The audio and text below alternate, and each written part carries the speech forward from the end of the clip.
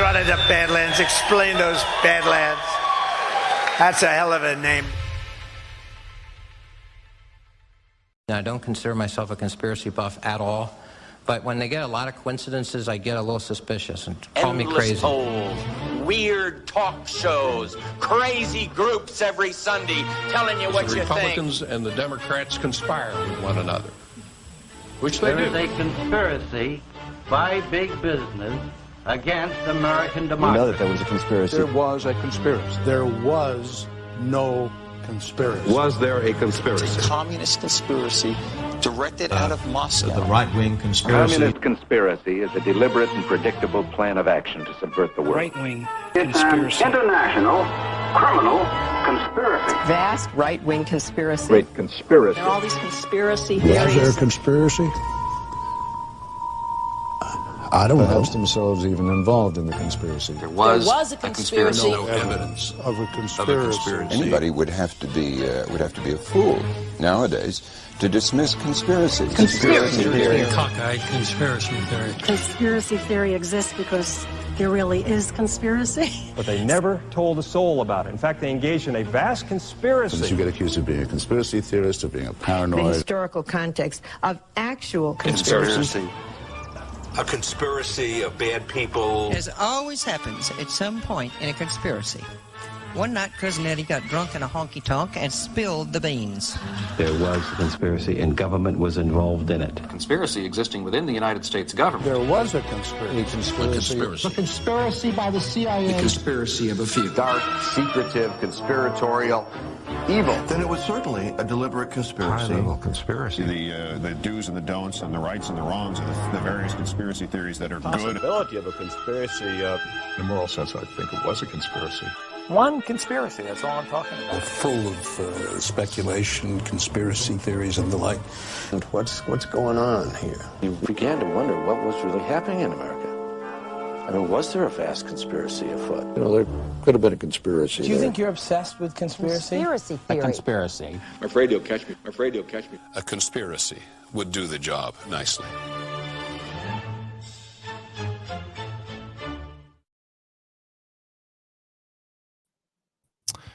Good evening, everybody, and welcome to another episode of Baseless Conspiracies. Zach, how you doing? Updated background and everything, man. You look great. I got a new coffee mug too. Look at that. Oh, that's awesome. It's from my buddy Vector. But yes, I have an updated studio background.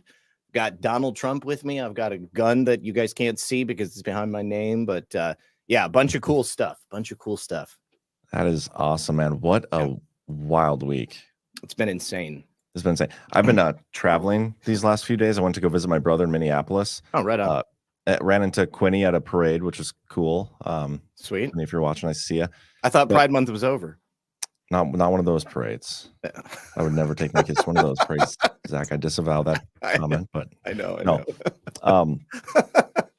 But I just wanted to forewarn everybody. My kids' sleep schedules are all jacked up. Like, we got home today finally and threw on a movie. I fell asleep at some point during this movie, and I woke up and my daughter was also asleep. She had napped, and so she's like still awake upstairs. I don't know if she's gonna like call me up there. We'll see. Maybe she fell asleep by now, but we'll see. Just wanted to forewarn you guys. But it was kind of crazy being stuck, visiting family while all this news was going down. It's just been insane. It's happened to me on more than a few occasions. I was traveling with Lisa. I don't remember what we were doing. I think honey, were we going to Eric's baseball game? I think we might have been going down south. But anyways, when Mar-a-Lago was, no. Okay. We had to go up to Ohio to get him and then drive back down south. Okay. It might have been in Florida. It might have been like South Carolina or something, but it was when Mar-a-Lago got raided. And I'm like on the road. Like, I wanted nothing more than to be able to make a video. Of course, I didn't have my studio or anything. And so, yeah, that was a little frustrating. I ended up doing like a walk and talk behind the hotel in a parking lot. Yeah, I didn't do any of those. I did bring my studio with me. I did my show, but it's just like, feel like the FOMO, right? I don't want to miss out on any of the news or whatever is happening. Did my best to catch up when I could, but anyway. You'll get over it in 6 or 7 years. Yeah, we'll see. I feel like I'm going to miss it in 6 or 7 years. I'm going to miss the kids this age, but it is what it is. Oh, no, I meant the FOMO.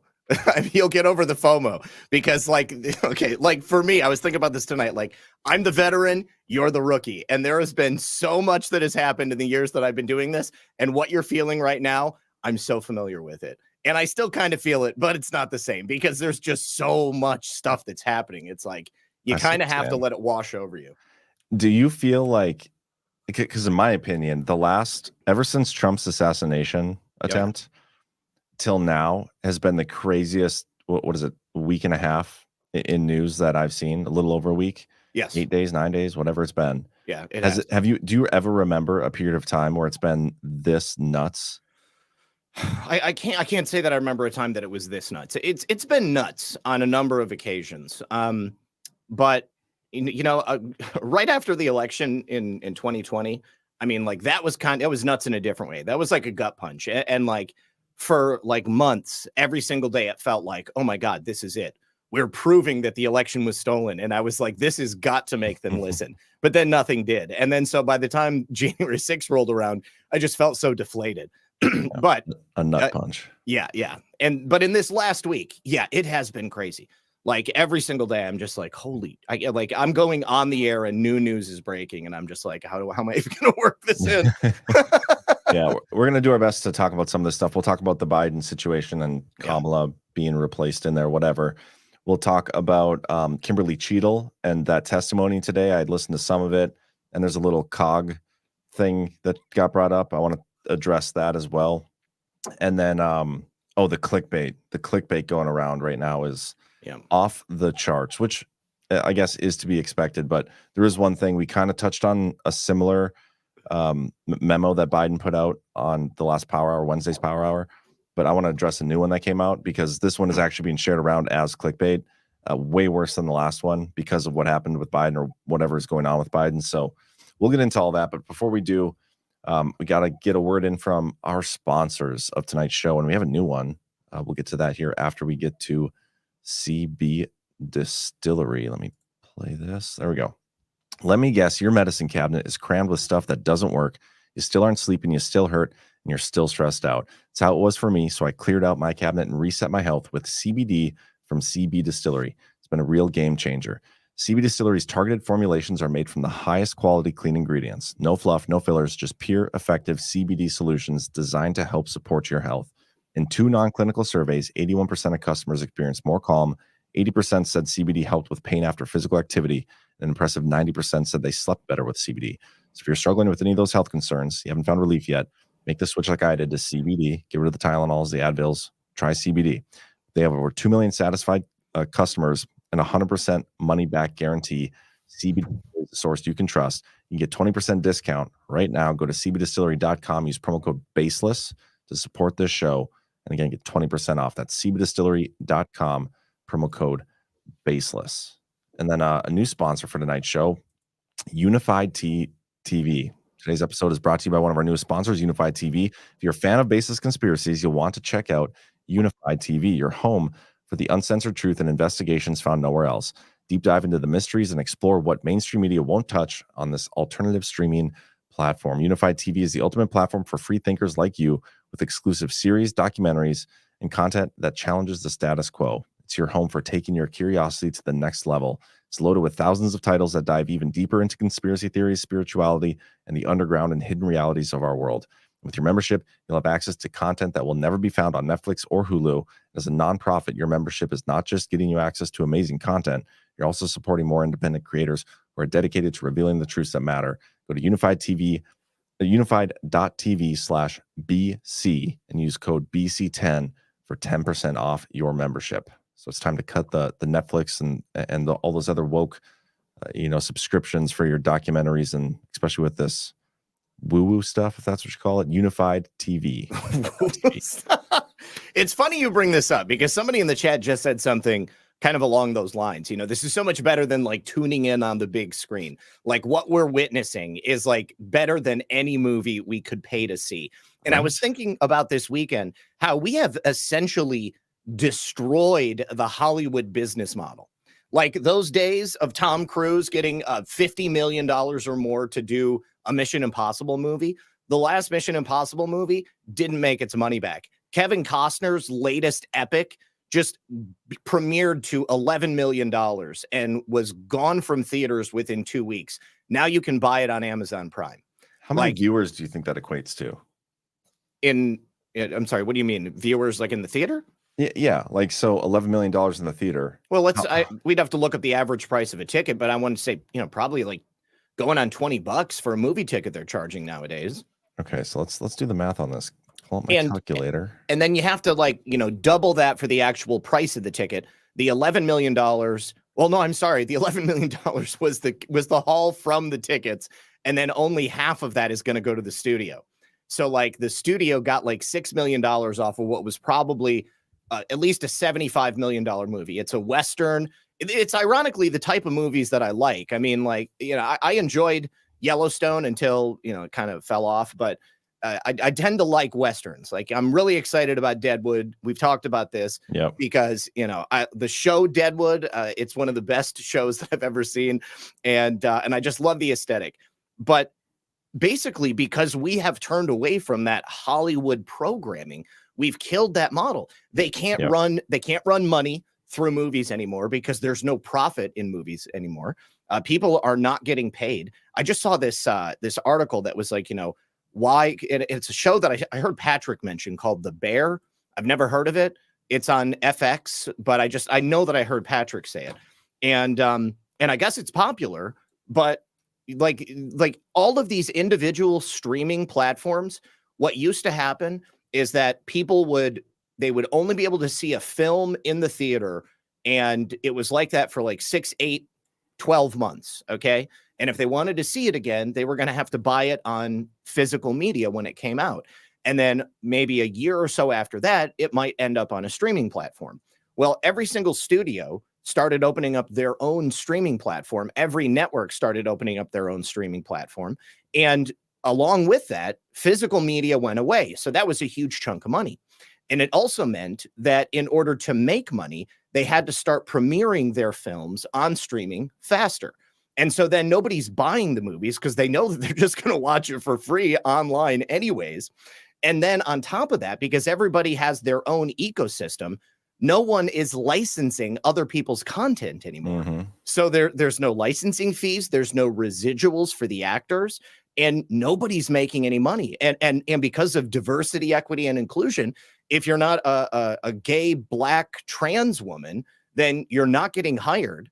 And even when you do get hired, the product you push out is so shit, nobody wants to buy it in the first place. So everybody's cutting the subscriptions on the streaming platforms. Nobody's going to the movie theater. Nobody buys physical media because they don't even make it anymore.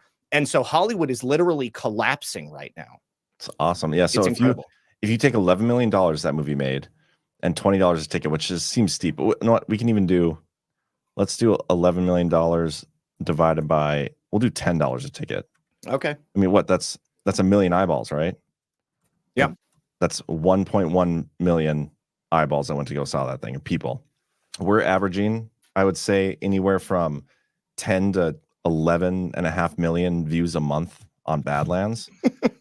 Like, that's crazy. And we don't charge that. I mean, everything we put out is for free, and we're certainly not making $11 million in a weekend or an opening, whatever, a month. But that never made that. No. But it's absolutely right. Like there's so much going on, and there's so many people seeking information, and there's so many people, even besides Badlands, putting out content, most of it for free. Like, obviously, people are gonna do that, especially when it avoids the woke bullshit that's going on out there. I mean, that's crazy, man. Yeah, it's great. I love it. Let's talk a little bit about what happened with Biden. So, the about face that happened here, and if you want to talk conspiracy theory, we haven't seen the guy alive since Wednesday. Yeah. He says he's running. Wednesday happens. He gets COVID, boards the plane, takes off to I don't even know where, Delaware or something. Yeah, and then that's the last we hear from him. All of a sudden, well, you got to preface it too, because before he disappeared, he finally said, "I would step down if a doctor told me that I had some, illness or something like that." And then immediately after that, they diagnosed him with COVID. Yep. And after screaming in our faces for years about being super spreaders and getting people sick and killing grandmothers because we're not getting the vax, Joe Biden goes out and does a couple of public appearances. He goes into Las Vegas and he's meeting people in a restaurant and he's shaking their hand and he's getting up in people's faces. It completely exposed the hypocrisy and the need for absolutely no fear about the situation. But they still have this fear and trepidation in their voice. And then when he gets on the plane, John, I mean, he could barely climb the stairs. Yeah, it's obvious bad. something is wrong with this guy. It was bad. But regardless of all that, like he leaves, nobody's seen him. Then all of a sudden he writes this letter. Was it yesterday that letter came out? It was like yesterday. Yes, it was yesterday morning. Yeah. Yesterday morning, this letter comes out. I'm sure everybody's seen it by now, just on Twitter. And it's saying that he's dropping out, which to me, my first instinct was he doesn't run his Twitter account and he definitely doesn't write any of these letters. Like, no, who put this out on his behalf? Mm-hmm. Is he even aware that this was put out on his behalf? Yep. And then since he put the letter out resigning and allegedly endorsing Kamala, and in a second tweet, yep, in the second tweet, they had a call today where Kamala like met with the campaign staff and Joe called in. It doesn't even sound like Joe. Like if you listen to it, it sounds different. Like it sounds like Joe, but if you listen closely, I mean, man, well, I don't know. And then thing. she slips up too and says, "You're still on the record or the call." let me play this. It's crazy. And so the conspiracy theories right now are like, we need a life check on Joe. Like we need to know that he's actually alive. Here's the clip that Kamala almost slipped up. Our president's voice. Joe, I know you're still on the call. Our president's voice. Joe, I know you're still on the call. You know, she's like, I know you're still on the almost about to say recording. Yep. Ends up saying call. But let me find this other clip. Biden phones in, because this is where I just want to play a couple minutes of this and have you guys tell me what you think about whether or not you think this is actually Joe. I'd like to introduce a man who we all be sitting there with you, standing there with you. I'm so proud of what you've all done. And but just pray that how much more we're going to get done. And so I want to say hello to Kamala. If she can hear me, I know she's going to be speaking shortly.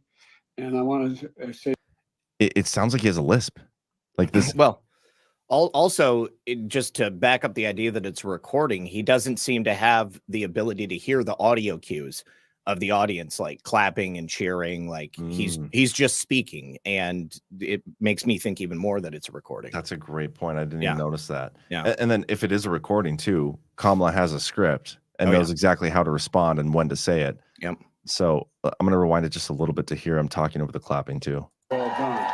And but this COVID can keep me out of people's hair for the next 3 or 4 days. But I'm going to be on the road, and I'm not going anywhere. It's kept me away a little bit, but you know, I want people to remember that what we have done has been incredible, and we get so much more we're going to get done. And so I want to say hello to Kamala. If she can hear me, I know she's going to be speaking shortly. And I want to say to the team, embrace her. She's the best. Do you hear that like list or something that he's got? That's not normally Joe. No, that's definitely not him. But I will counter that. Little devil's advocate here. If the man truly is on his deathbed or recorded that on his deathbed, I've been around some people at end of life before, and their bodies just simply don't work as well as they did. And if you've taken a look at Joe in the last couple of years, he seems to have been visibly deteriorating in front of our eyes. So, so maybe he's got a more comfortable pair of dentures in because he doesn't have to go out and, look good to people. Or maybe it's as simple as he simply is on the verge of death. And, there was also a no-fly zone that was called over Delaware before Kamala Harris came in. I'm not certain if that is normal. Do they normally do that if the president or the vice president is going to fly? I mean, they fly all the time, and I've never seen that specifically. Seen what specifically? They called a no-fly zone over Delaware. They do that wherever the president, like they do that. Is that every time? Okay. I'm pretty sure it's wherever the president is. There's like a no-fly zone. Okay. I think it's been that way ever since 9/11. Okay. But I could be wrong. I'm sure somebody will correct me on that if I am. But yeah, the conspiracy theories are going off the hook right now, and I love it. It's perfect for this show, especially because Baseless Conspiracies. Yeah. But so the transfer to Kamala as president, the story is she's got already $81 million in fundraising, which is funny because it's a record, number one. But number two, if you remember, just last week there was over $90 million that was pledged to Biden's campaign that they said we're like holding this until we get this sorted because we don't back him. And so if they just repledge that to Kamala, that's not really new money, but it's a nice way to say, oh, Kamala raised $81 million in the first day. So it really, if it is that old money that previously, like I did some research today, and the Biden campaign as a whole has about like $284 million. And then there's this additional 90 or so million. Was that from the Hollywood thing?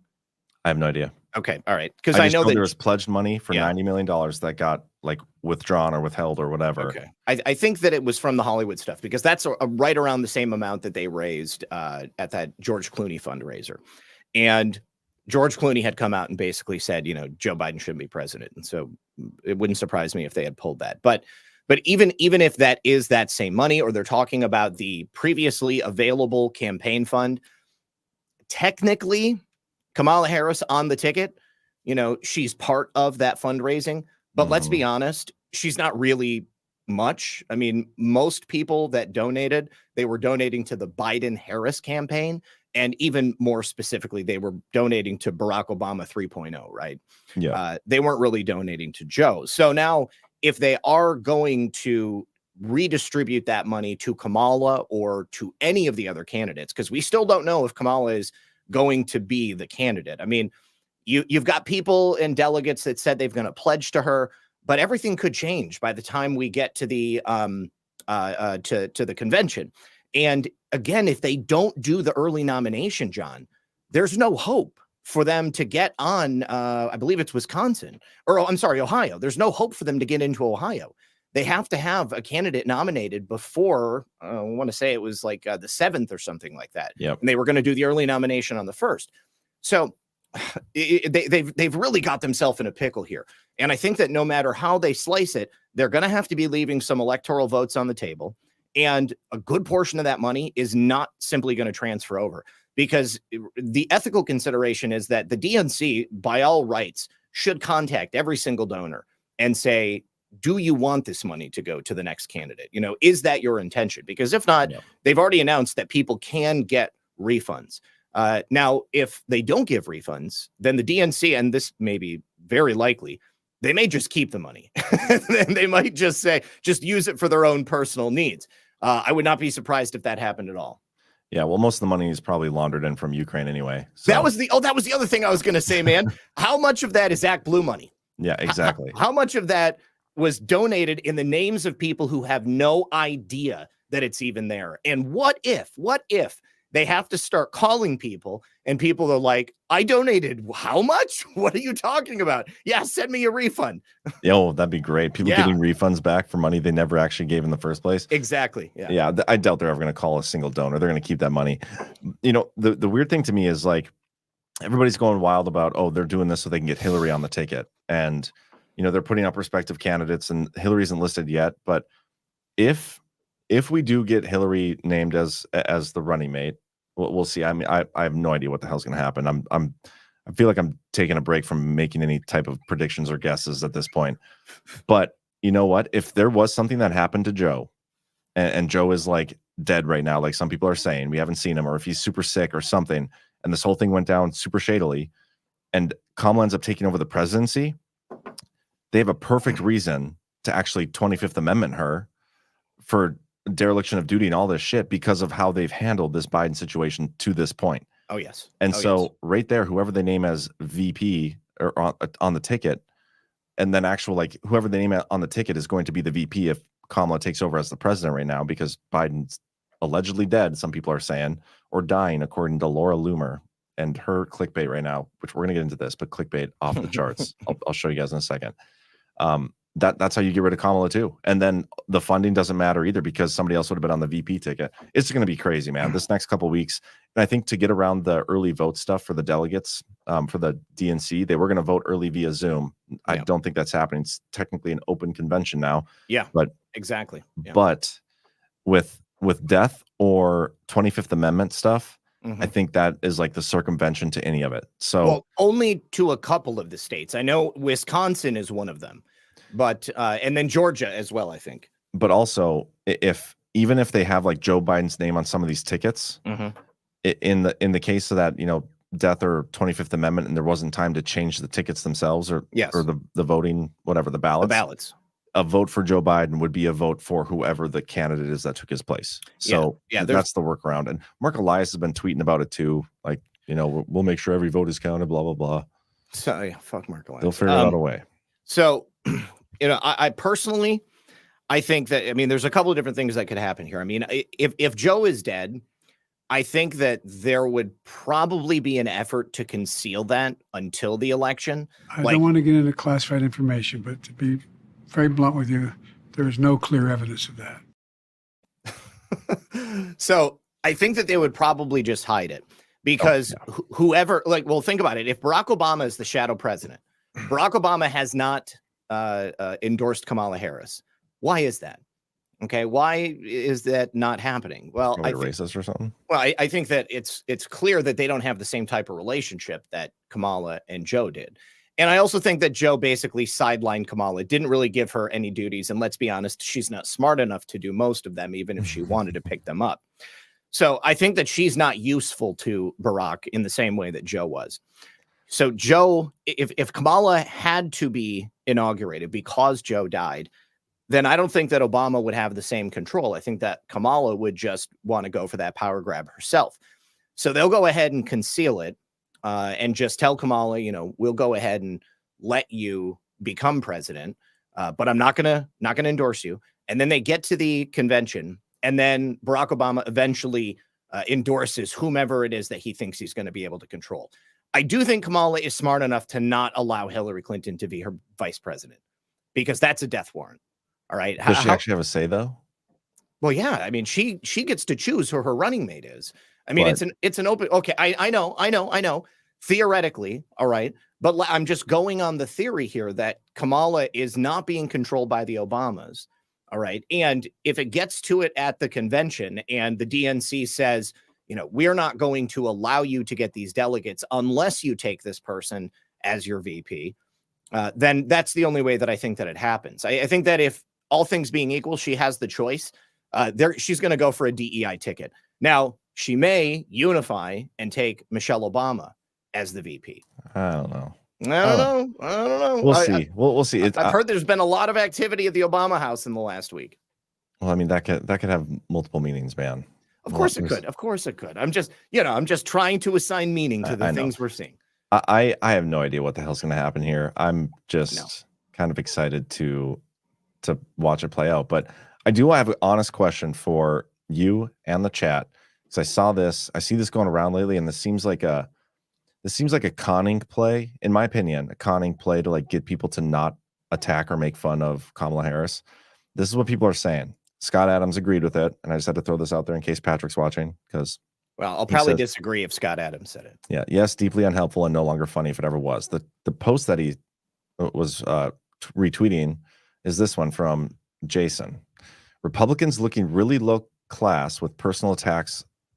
Kamala, missed a word or two there. A stupid strategy from a group that has run a masterclass with Trump 2.0. GOP going back to slut shaming, name calling, and bullying is exactly why Trump lost the last election. So this guy's already an idiot because he's not touching election fraud. He's saying it's because any other excuse other than that makes you a retard, in my opinion. Sorry. Moderates want a presidential Trump, not an insult comic. Better strategy for GOP, even if they don't believe it. Kamala is savvy, lifelong politician, and we take her very seriously. We don't judge her by her personal life or laugh, but by her accomplishments to date, which have been significant. What got Mega here will not get them there, the White House. 2024, be classy, stick to important issue, and win the middle.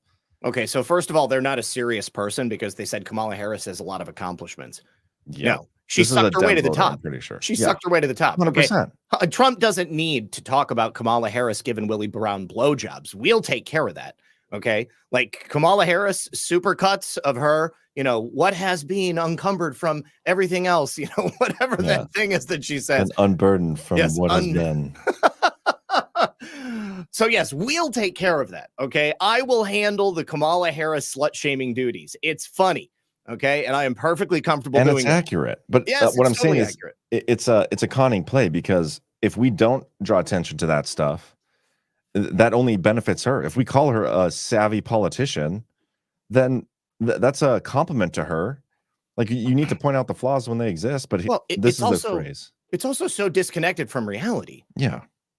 I can imagine what can be and be unburdened by what has been. You know? What can be unburdened by what has been? What can be unburdened by what has been? What can be unburdened This is by literally what has 4 minutes been? long. What can be unburdened by what has been? What we can see, what we believe can be unburdened by what has. What can be unburdened by what has been? What can be unburdened by what has been? What can be? Did you see Bill Clinton's face? He's just like, kill me now. Yes, look at that. He's not paying attention. He's God. Got Monica under the table again. Oh my God. Oh my God. Yeah, he's not looking happy. Now I kind of want to watch the rest of this. Unburdened by what has been. Unburdened by what has been. What can be unburdened by what has been? Who we can be, unburdened by who we have been. What can be unburdened by what has been. Where we can be unburdened by where we've been and unburdened by where we are right now. What can be unburdened by what has been. What can be unburdened by what has Like, what been. does that even mean? Unburdened by what has been. What could don't know. Does anybody know what this means? What can be unburdened by what has been. What can be? She's doing this as above, so below thing. What can be unburdened by what has been. What can be unburdened by what has been. Unburdened by what has been. Believing in what can be. What can be unburdened by what has been. What can be. I think that a speechwriter said something like that, and she took it and she made it her own, and she was like, that sounds so intelligent, and she just kept repeating it. Like, what does it actually mean? Oh, I don't know. And I mean, like, I'm honestly looking trying to the future, looking to the future without worrying about what happened in the past. If she was talking about race relations in light of slavery and, Jim Crow laws or something, it might make sense, but she says it so frequently, it loses all potential meaning. I don't even think the potential meaning makes sense, man. The potential meaning is burdened by what unburdened. She says it. I don't know. Unburdened. Whatever. No, I'm saying it is burdened. It By is what burdened has been. by what has been. My brain is burdened every time I have to listen to that. Oh man, this is gonna be. I can't wait for the first debate. Like, oh my God, it's gonna be so good. It's gonna be so good. I just hope Trump keeps up his his demeanor from the first debate. Yeah, and I think it'll be actually really interesting to see his debate performance after the assassination attempt. Absolutely. Because his first speech back and his speeches since his interviews, like he does seem a little more presidential. Yeah. But he still's got that killer in him. You know what I mean? Oh yeah. Yeah. Can't wait. So good. So good. Oh, what was that? What else was I going to talk about? I am kind of, I'm kind of upset that JD Vance and her aren't going to get to debate though. Yeah, that's true. I thought it would have been good, but Trump is also going to be spectacular. Yeah, he's a master debater. Okay, let's do this one. So Kimberly Cheadle testified today, and I watched all 3.5 hours. I didn't listen to all of it. I was driving and trying to keep my kids entertained, but I listened to a decent amount of it. And what I listened to, most congressional hearings are boring, and they're very like each side is making their, I'm going to try to score points to post on Instagram, and their little outtake stuff, and that's pretty much all it's about. I will say this is probably the first time where it seemed there was an actual bipartisan effort to get to the bottom of something. Mm-hmm. But what was unique with this one is this is the first hearing that I've ever listened to, and I've listened to a lot of them, where I don't think we learned a single new piece of information. Like, she didn't answer a single question. There's nothing new that we didn't already know. No, she's literally said more in the interviews that she's done in the last 9 days with CNN and ABC than she said in this hearing. And even more importantly, she contradicted herself when she did say things, when she was forced into saying things. I here's the thing. This is my take on it. I think that ultimately she couldn't answer any of these questions because both sides, left and right, they know that something is not right. I mean, since the beginning, it's either one of two answers. Either the Secret Service and Kimberly Cheadle, because she's the director, are completely incompetent and they have no business carrying out their primary mission, or there was an orchestrated attempt to assassinate President Trump. Kimberly Cheadle walked in there looking like the stupidest person in Washington, D.C.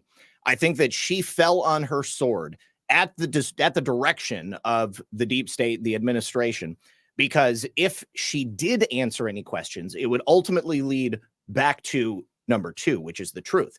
So she had to look as incompetent as she possibly could. I mean, she couldn't answer basic questions, okay? And like when questioned about things that she had already answered, she just kept deferring back to the fact that it was an ongoing investigation. I mean, Ron Johnson has done like a private investigation, okay? He's probably got 2 aides or something like that, but he's done his own investigation and he's got a timeline. She didn't even know the times that various things happened. She didn't bring a timeline with her. No, she didn't bring it. I don't think that she's even looked at anything. She had no idea about anything. And just it was so ridiculous. And the statement that she gave before about the sloped roof, I mean, just like everything that she said has been designed to make her look like she never should have been anywhere near that agency. And I think that was the entire deal that she was trying to go for. I mean, otherwise, people are going to be like MTG and straight up, were you involved in an assassination plot on Donald Trump? I mean, that's exactly what happened. There's no way. Yeah, we did get this video out of Rep. Who was this? Was this Eli Crane? Yeah, Eli Crane today. Yeah. Posted this. And this is a view out the window.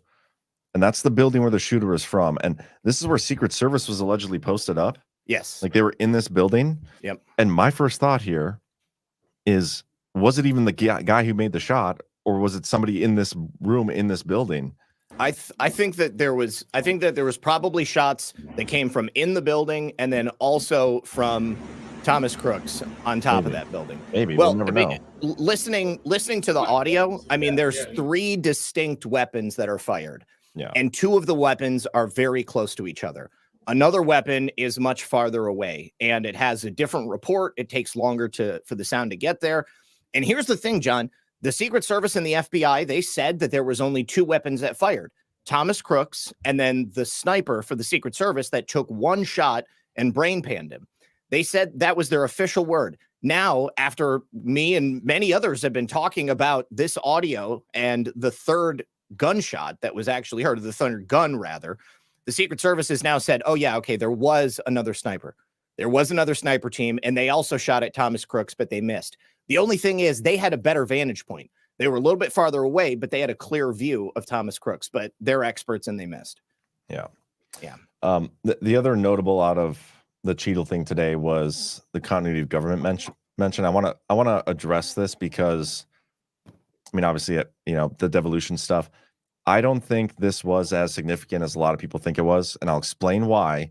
One of the things we saw a lot of today during this, the session was anytime somebody would ask her a question, she would start answering and then she'd get interrupted. Like they were treating her as a hostile witness, basically, and they wouldn't let her finish anything. And her response here, had she elaborated or been allowed the opportunity to finish whatever she's going to say, I think she would have said something else. But the way it's left, it's like, you'll see what I mean here. I'll play it and then I'll explain what I'm talking about. I should probably share the screen first. Yeah, there you go. My question is, if he'd been the sitting president, would he have had the same security he had on July 13th or would have been beefed up? There is a difference between the sitting president. So your answer is he didn't. And continuity of government and the responsibility. So he did not. Okay, there wasn't a. My question.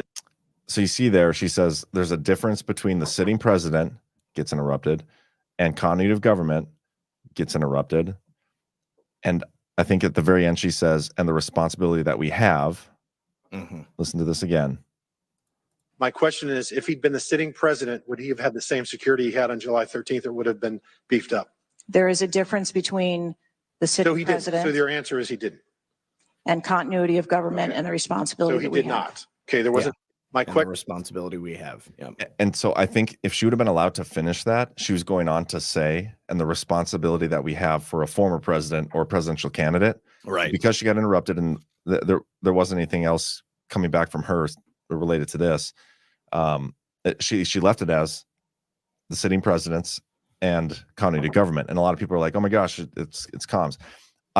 Guys, I'm telling you, I am actively looking and seeking and wanting confirmation of devolution or continuity of government. Okay. I'm chomping at the bit for it. But I'm also going to be the first one to be real with you guys when I don't think this is it. I just think she got interrupted. I think she was going on to say more. And she was grouping the sitting president and continuity of government, how it relates to Secret Service protection for it. And then whatever else she was going to say at the end, which I assume was presidential candidate or former president. But we never got there because she got interrupted. So, I mean, it's interesting. It got brought up in Congress. That's a notable because that doesn't happen very often, but it's not the confirmation or anything that we're looking for. Yeah, I don't think Kimberly Cheadle would be dropping devolution comms personally. No. But yeah, so I just wanted to point that out. But other than that, man, the hearing was about as we expected. I did see a lot of people telling us over the weekend that Kimberly Cheadle was resigning today, and I don't think that happened. Well, there was a bipartisan resolution at the end of the session asking her to resign.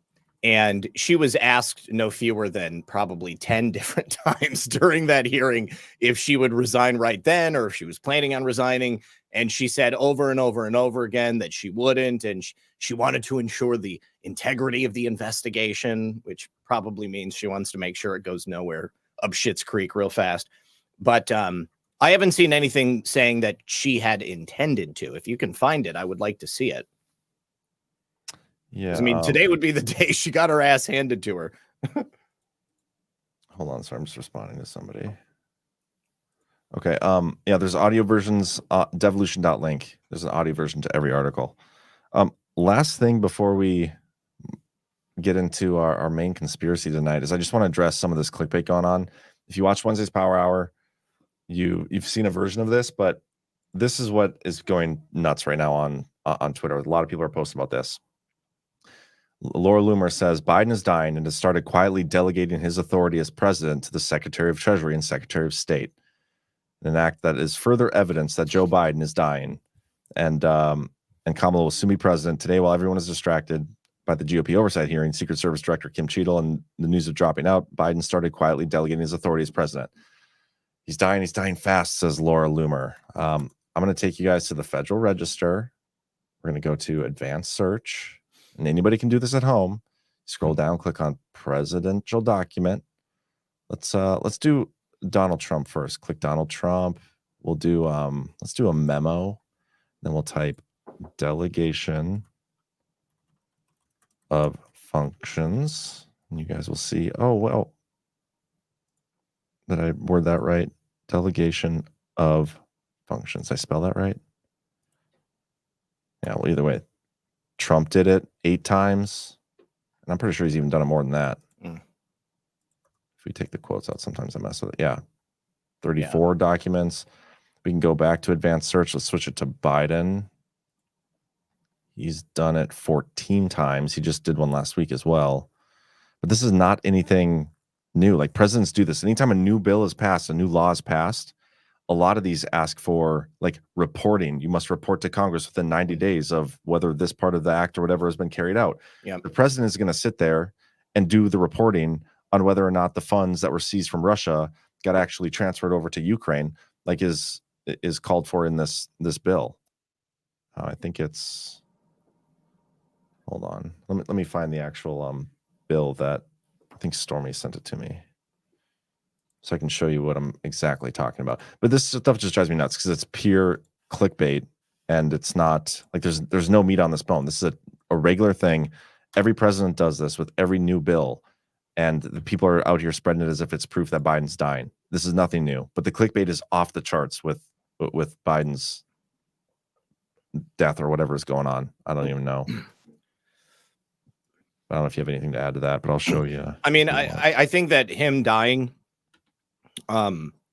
it helps them because they can just act as if he's alive, and there's no necessary need to, go about the process of, alerting anybody to it. But I mean, I already know that this is not something to get worked up about because, I mean, I've seen it before. So Yeah, clickbait is out of control. Anyway, man, I don't think I got anything else based on what's happened this week. Trump is going to be on with Bryson DeChambeau tomorrow. That'll be fun golfing. So I'm excited to see that. I don't know if you saw that. I did not see that, but I don't know anything about golf. So is he a golfer? Yeah, he's like one of the better golfers out there. There's a little clip. I think Patriots in Control put it out.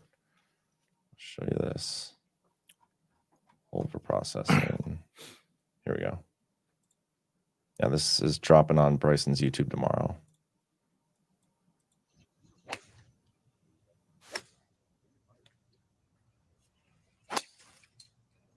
It's very long, folks.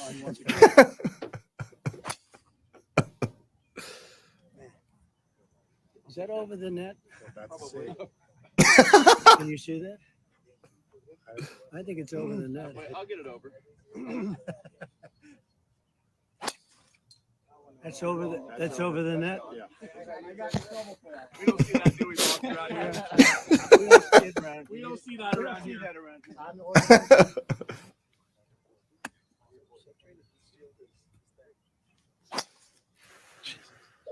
I can hit it a mile. That's powerful. Telling you what, it's been a journey to get to hitting it straight with Is that the driver you love? This is the driver That's the one you love.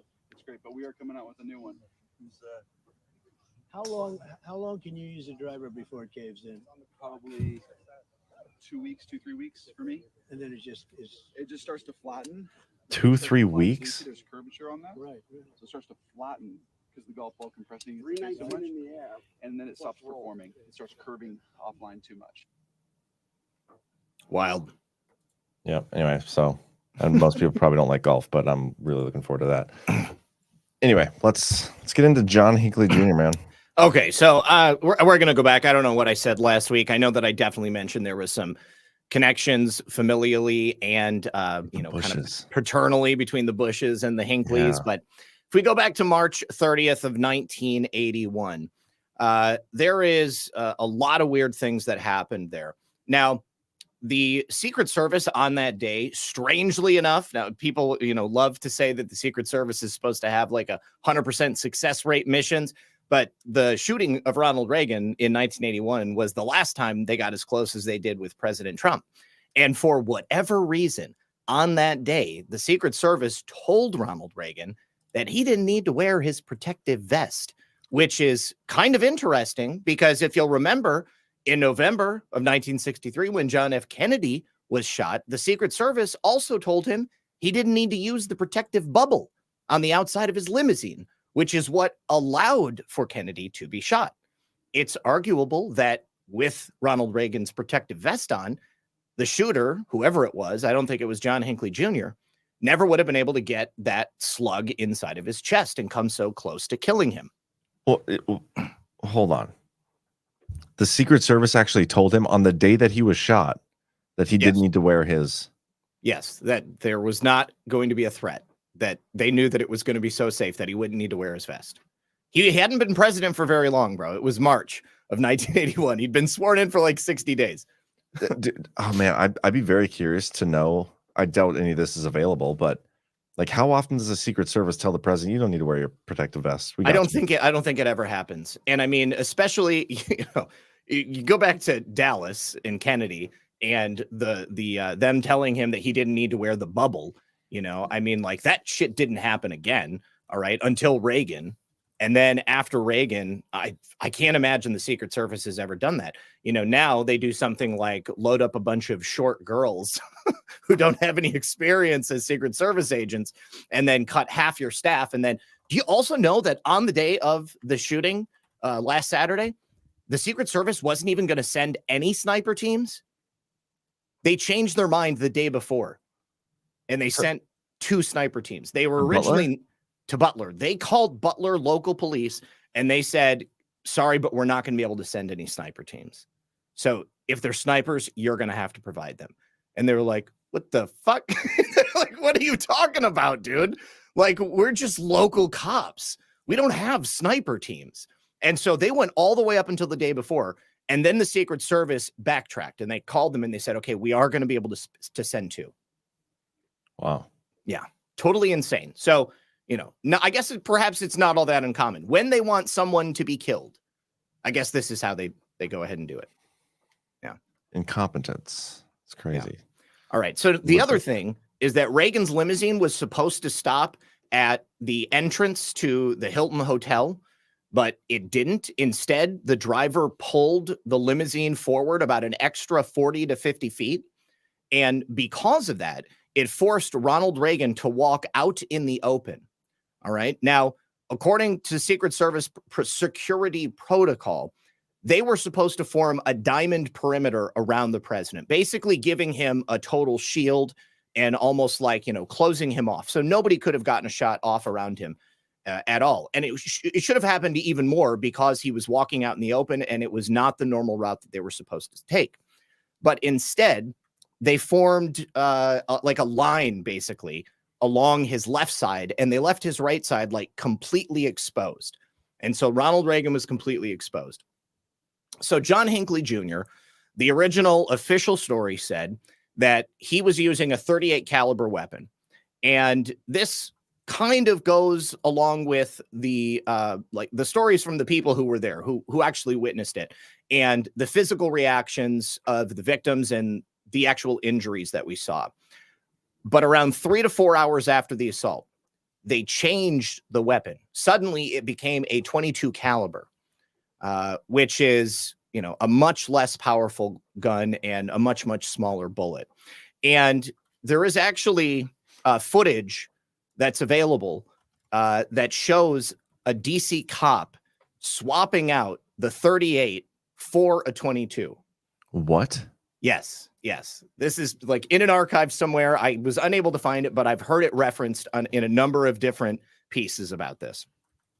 So see if I can find that. One of the NBC correspondents who was there, like on the day of, her name was Judy Woodruff. She was kind of memorable. She worked for NBC at the time. She reported that she had that a shot had come from overhead of the Secret Service agents. So that means that likely it was a bullet that was coming on like a downward trajectory. So like a sniper. All right. Not some guy standing in a crowd. John Hinckley Jr. was standing in a crowd of people. All right. And like he blindly shot like this through the crowd of people. And he hit Ronald Reagan like in his rib cage, and it went through into his thoracic cavity. And they said that it must have been, it was basically like a magic bullet type situation. Like the movement, like the way that Ronald Reagan was, it was like his left side right here. Like it was while he was getting into the limousine, the Secret Service was grabbing him and pushing him into the limousine. And they say that the bullet came down, hit the limousine, and then ricocheted off of him, off of the limousine, and then into him, and then into his body cavity. And like it basically like flattened out. They said it was about the size of like somewhere between a quarter and a nickel when they took it out of his body. And he wasn't bleeding very much because it wasn't a large wound. And so they weren't, at first they weren't sure like how bad it was, but the blood was really, really dark because it had come like very close to nicking his aorta. And so the blood that was being let through his body and filling up his chest cavity, one of his lungs was punctured. It was blood that was coming back to his heart from being oxygenated. And this is already a dangerous place to have a bullet wound. It's a lot more dangerous for a dude in his 70s. And in the middle of the chest, it meant that they had nothing else they could do. They had to go in, they had to operate. And they had found out that there was actually the bullets that were supposed to be used were these special bullets that had a toxin included in them. So okay, yeah, go ahead and watch it. This is just this is from a separate clip. I don't know what this is, but I think you can let me get right here. Oh, come on. Jerry Parr and Ray Shattuck, as soon as that first shot goes off, they grab the president and they throw him into the car. Agent Tim McCarthy shielded Reagan with his body, taking a bullet in the process. Within moments, the limo sped away from a scene of chaos. Hinckley was buried under a mountain of Secret Service agents. Agent McCarthy, Press Secretary James Brady, and DC policeman Thomas Delahanty lay on the sidewalk, severely injured. All three survived, but Brady had permanent brain damage. The old Yeah, Jim Brady was shot in the head. He was like an anti-gun advocate for a while. I'm sure you've seen him. Like, he died a couple of years ago, but he was in a wheelchair, and they'd always wheel him out for like anti-gun bills and stuff. But This is insane. all right, so it gets even weirder. The limousine driver, the presidential limousine driver, was supposed to take Ronald Reagan to George Washington University Hospital. That was the closest hospital to where he was. It's the only thing that makes sense. The president just got shot. But for some reason, he instead took him to Bethesda Navy Hospital, which was in the same DC area, but it was a lot farther away. Like how much further? I can't tell you the exact distance. I mean, we'd have to look up the DC Hilton and do a map, but I can tell you that the George Washington Hospital, University Hospital, was much closer, and it didn't make any sense for him to be taken to Bethesda Navy. So finally, when the driver decided to go to where they thought Ronald Reagan was, and Ronald Reagan ended up having to walk in on his own accord, essentially. And when he came into the hospital, he was like still up and he wasn't passed out. And he said to the doctors, "I forgot to duck." But then right after that, he like collapsed and they were like, "Oh shit, this is much worse than we thought." And they looked at the blood, they saw how dark it was. And so they wheeled him in and they basically immediately took him into surgery. So wow. Jim Brady, the guy that you saw on the ground, okay, who had the brain damage, he actually arrived at the hospital 5 minutes after the president had left the scene. Like, that's how much closer it was. They took him to George Washington University Hospital. Okay. And he got there before Reagan did. Left 5 minutes. He left 5 minutes after Reagan got there. And then he was at a hospital 15 to 20 minutes before Reagan ever got to a hospital. So do you think that's part of it? Is like they took him further away in hopes that he would die on the way? Yeah, of course. 100%. 100%. Yeah, definitely. So when they started looking at him, they had to, like, check out his chest cavity. The medical team couldn't initially find the bullet. And that's because it wasn't in the shape of a bullet. And it also wasn't anywhere that they expected it to be. They did not think that it would be straight up in the middle of his chest cavity. So anyways, as I said, his lung was punctured. And there is some controversy about what is the actual nature of this bullet. I'm sure you're aware that the CIA has produced a number of novel cartridges which allow them to kill people and make it look like they've been killed by some other means. So there's a theory that this was actually like some sort of CO2 loaded pellet that had a shellfish toxin in it. And when it entered his body, it was not in the shape of a bullet because it wasn't actually a bullet to begin with. It was something completely different. And there definitely was a toxin in Reagan's body. And it was accounted for through that later story saying that it was these, I want to think they were called detonators or something. Oh, that was it. Devastator bullet. Devastator bullets. Yes. Yeah, just look that up. Okay. So they found the Devastator bullets on Hinckley, and those 22 caliber Devastator bullets are not, they're not supposed to be like, long entry bullets, though they have like an explosive charge in the shell itself. And then this toxin, lead azide, I think it's called.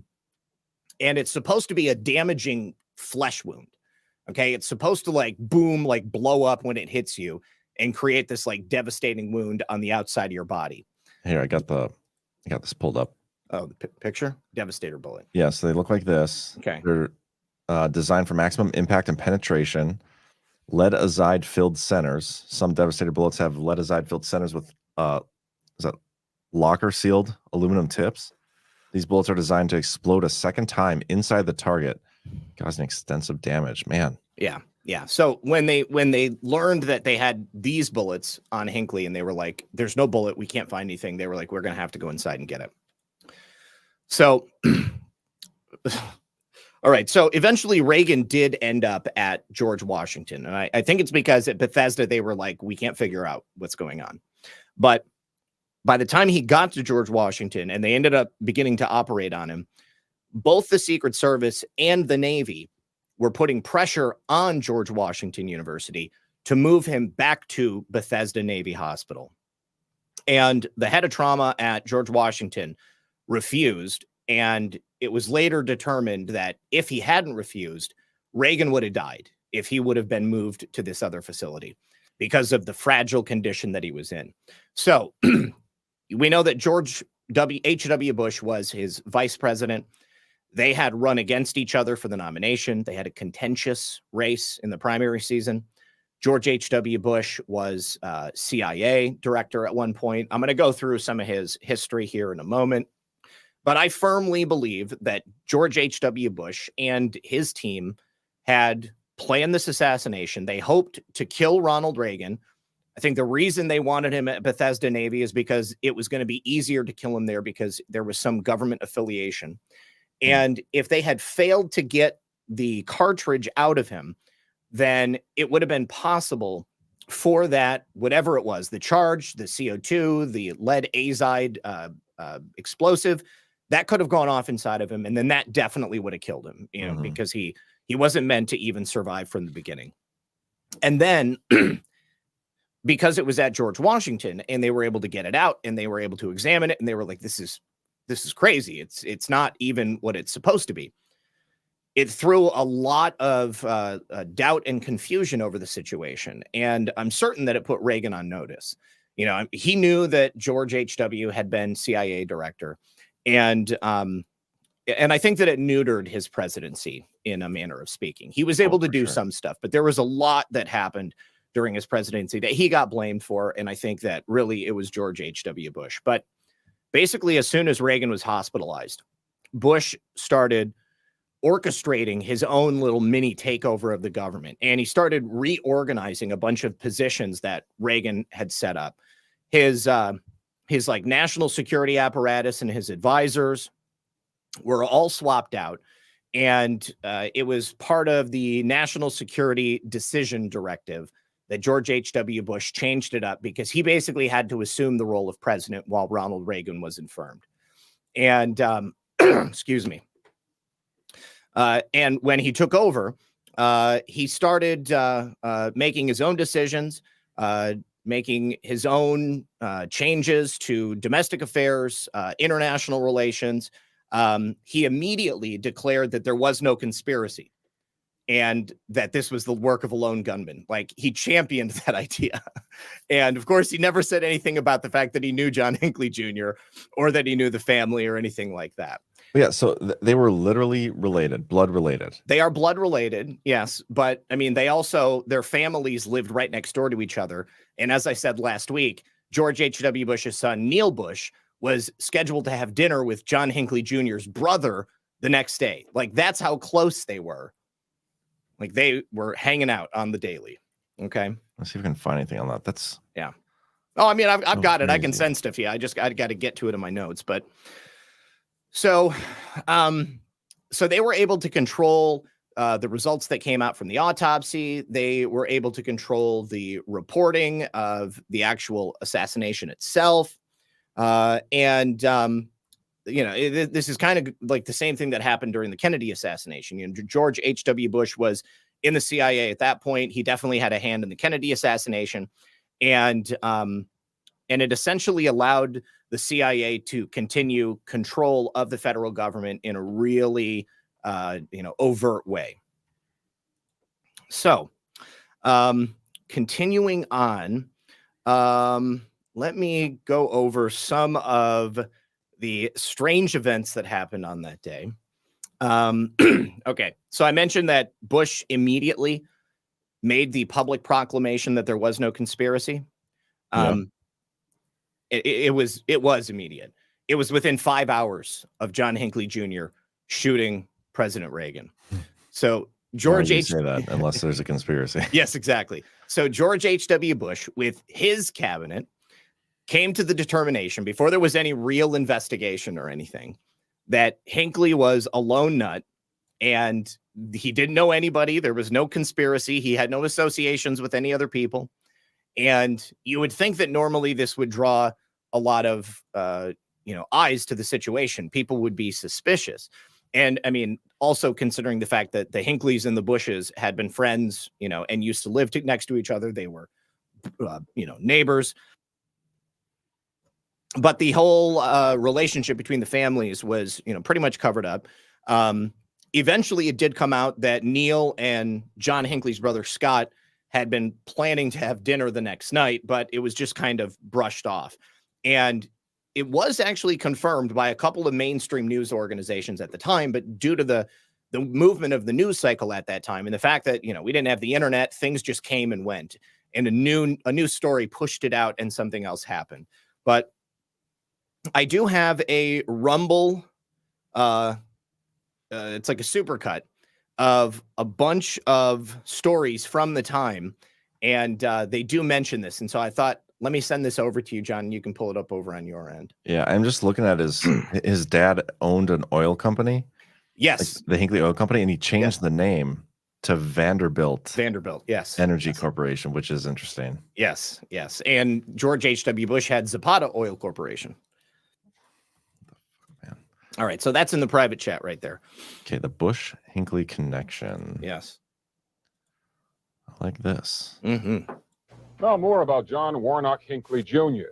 The Secret Service keeps tabs on 400 individuals it considers the most likely political assassins, but Hinckley's name was not on that list or among 25,000 other names of less probable presidential assailants. So just who is John Hinckley Jr.? We have reports beginning with Charles Murphy. Highland Park is one of the richest suburban towns in America. John Hinckley and his family lived in a house that would sell today for around $300,000. Hinckley is barely remembered at Highland Park High School, where he graduated in 1973. His picture is in the yearbook, a neatly dressed young man, but teachers had trouble recalling anything about him. One classmate said he just sort of blended in. He was a kid who didn't really have a lot that made him stand out. No one from this period of his life could imagine him being accused of yesterday's crime. To think that I knew someone who had shot a president and that I had no idea that he'd be capable of such an outrageous act. When he left this neighborhood 8 years ago, he was, by all accounts, well-liked and seemingly normal. Then something went wrong. For the next few years, he would be an intermittent student at Texas Tech at Lubbock, an aimless, somewhat erratic student. The acquisition of guns started here, and on one of his last visits to Dallas last fall, he would buy 2 guns at Rocky's pawn shop, one of which the FBI says was used in the assassination attempt.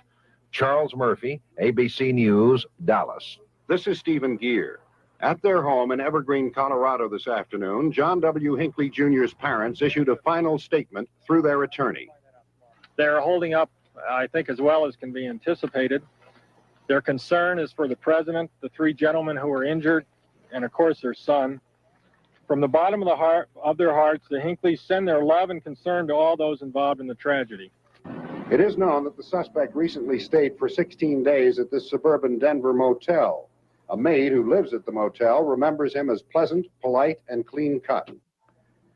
I couldn't believe that the same young man that shot the people in Washington Day, besides the president, was the same young man that lived next door to me last week.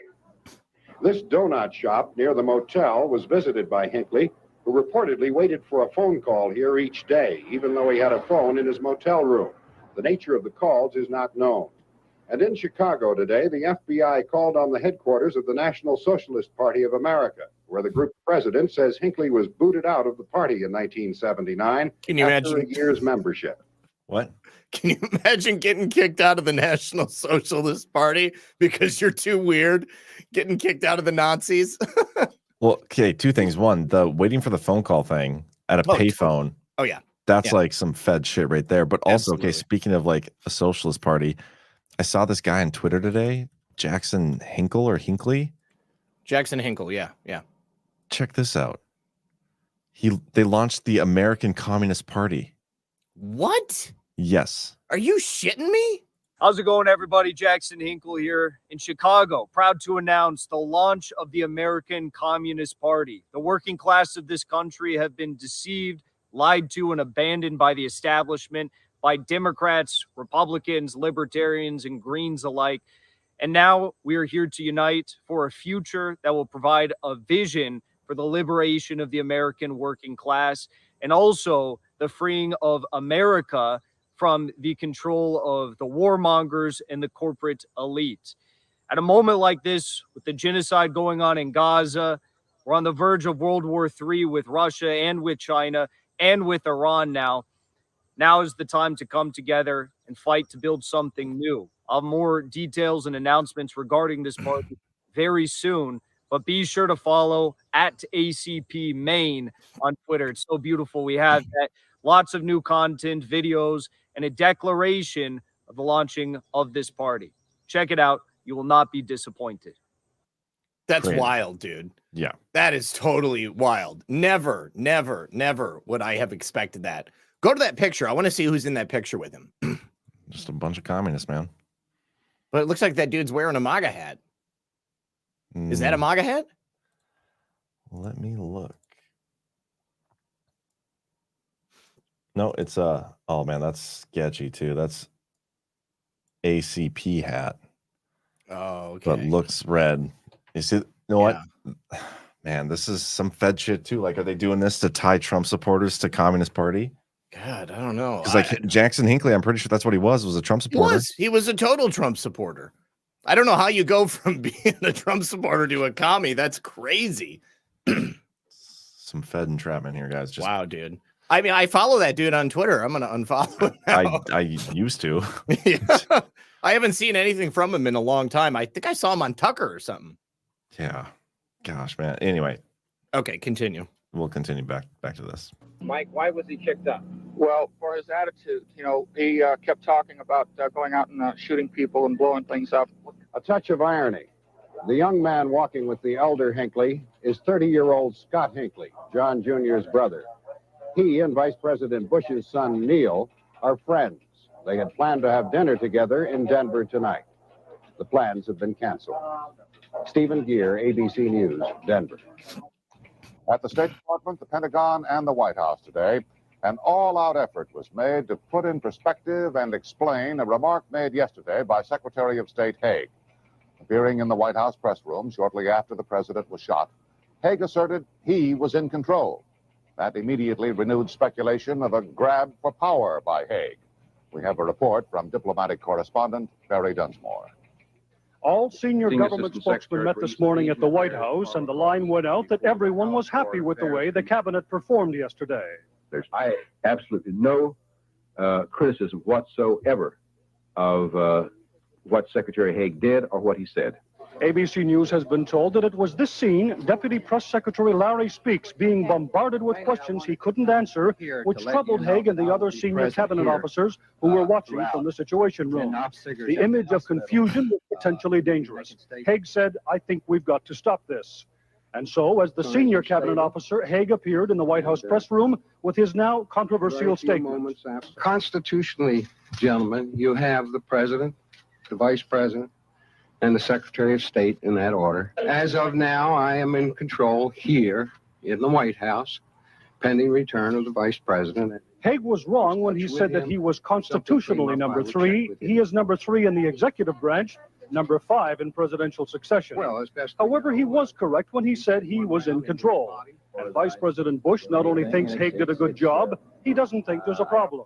I have not detected and nor do I believe there's any such rift. On this occasion, there may not have been a rift, but this, on top of other recent problems with Reagan insiders, can hardly help Haig's image or his future effectiveness. Barry Dunsmore, ABC News, the State Department. That's wild. Oh my God. So look at this post from him. Wow. Wow. Okay.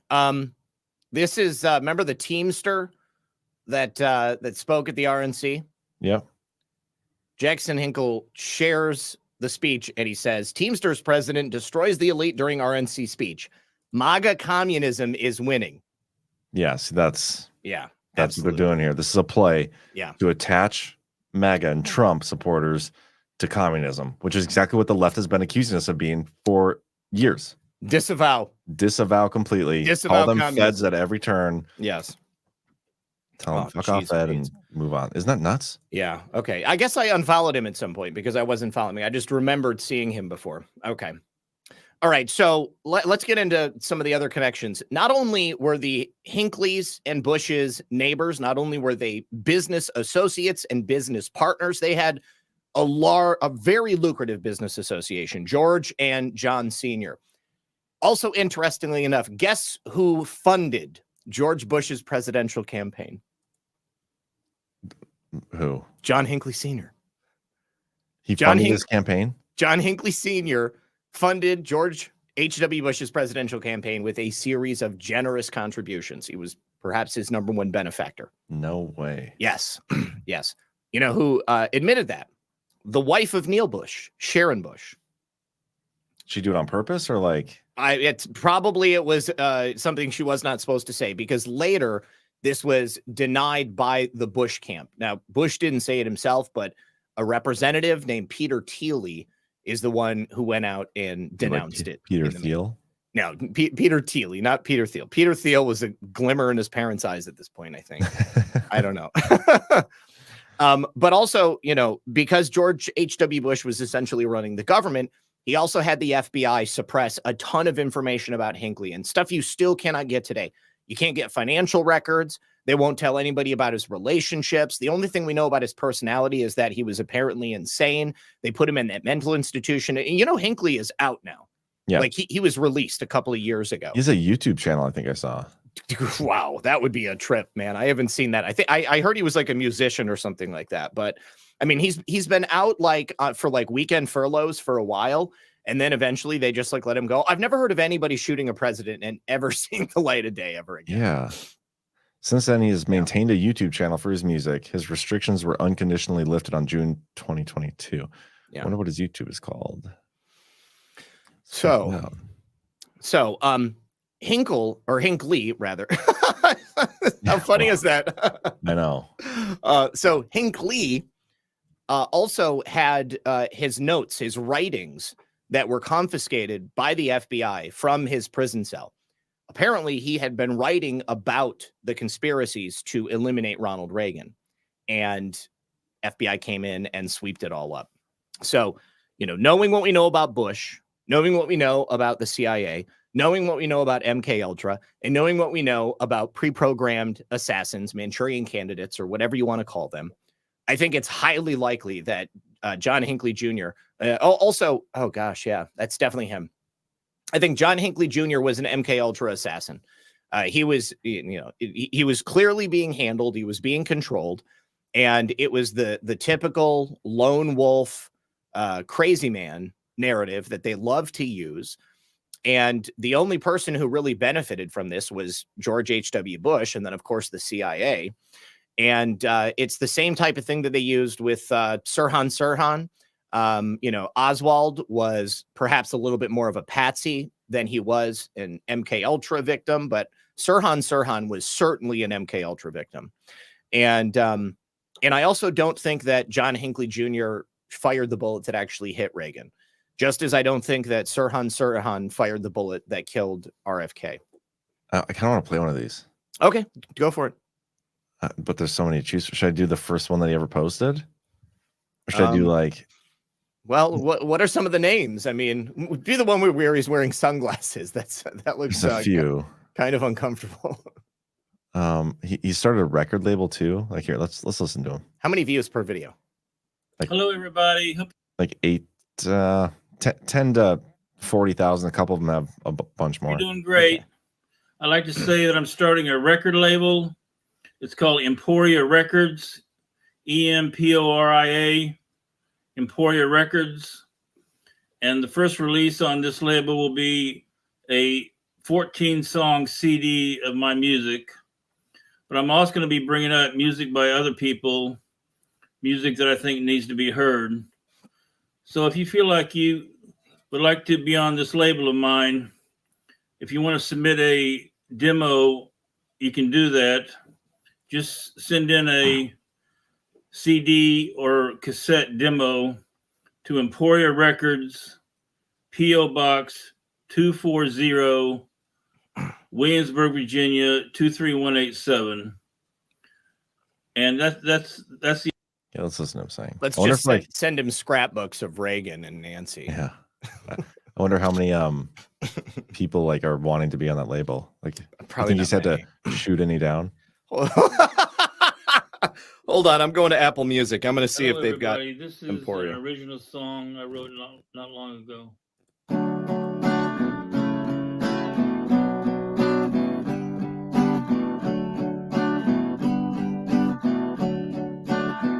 We all are striving to be free. We're in harmony. This is the majesty of love. I just want to point out he's got 4 clocks that I can see. It's probably like a trigger or something like that. I got to be honest. I feel bad for this guy. I mean, Yeah, I feel like 5. he was probably a normal kid, and then he was scooped up by the CIA. And who knows when George H.W. Bush started working him, you know? Yeah. So here's another interesting thing. When Hinckley was taken to his like ultimate destination for a while, it was Fort Butner, South Carolina prison. This was the very first prison camp in the United States to refer to their cells as labs. And it was also... That's where he was taken? That's where he was taken, yes. And it was the first site of the very first mind control experiments that were done on prison populations. And it was after he was there for a while that he was finally deemed insane. And then he ended up being considered, not competent to stand trial. I think that they sent him there to basically push him over the edge and make him fully insane so that there's no way. Yeah. So there's no way that he could testify. So he couldn't defend himself. And then they ended up putting him in a mental institution. Okay, go ahead. I mean, I'm not going to play this. I just want to point out, like, most of the time, if you're going to use a backdrop, you do it to cover the whole background. That's right. Yeah. Yeah. Like, somebody needs to teach him about him. the focal length of his lenses. Yeah. Field of view, John. Field of view. I'm not very good at that stuff either, but at least, at least yours is aesthetically pleasing. I mean, yeah, I finally got my camera in, by the way. Which did we talk about that last week? We did. John. Yeah, we talked about it. Yeah, everything's a blur lately. It's good. Anyway, yeah, I don't care to listen to much more of this music, but that's crazy. Like, he's just out on YouTube. He's getting more views on his stuff on YouTube. He has 39,000 subscribers on his YouTube, guys. Well, I'm just saying, if you go out and assassinate a president or attempt to assassinate a president, then you get to go home. I'm not saying we're going to do that, but I'm saying that, there's a I don't know, staring at a car wreck type factor here. Yeah, guys, we have 4,600 subscribers on our YouTube. So right now, the guy who tried to kill a president has more subscribers on his YouTube than we do. So sad. Maybe go to YouTube and subscribe. We're never going to make money there. YouTube has told us that we are permanently demonetized. But did they actually give us the final word? Well, yeah, at least as far as we know, we have a permanent community guideline warning. It looks like, and we appealed to like get remonetized there, and they said that they turned down our appeal. So I'm assuming it's like a big middle finger. Yeah. All right. We'll try again for sure. So John Hinckley Sr., the father, he's also got his own connections to the CIA outside of George H.W. Bush. And he had a long history of association with this ministry called World Vision. They're an ecumenical ministry in Episcopal and Presbyterian sects of Christianity here in the United States. But they have a known association with the CIA. They're basically a front for the CIA, and they allow the CIA to act undercover in the developing world. So they have this ministry that goes out, sets up shop, a lot like NGOs do now. Perhaps it was more common to do so with churches back in the day. But, if you go back to, I don't know, like feudal times, like when Europeans were just starting to circumnavigate the world in whatever shape it is. But the Portuguese went to Japan and they set up churches and to essentially have like diplomatic missions to, interact with the native cultures, like the Japanese. Okay. But they told the Japanese, hey, we're just here because we want to trade.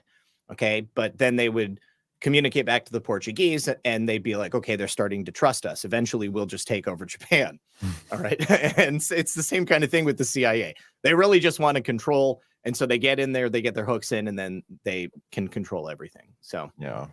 Well, ever since Bush got in there, like we've had pretty much a run of deep state family, like big family names 100% ever since.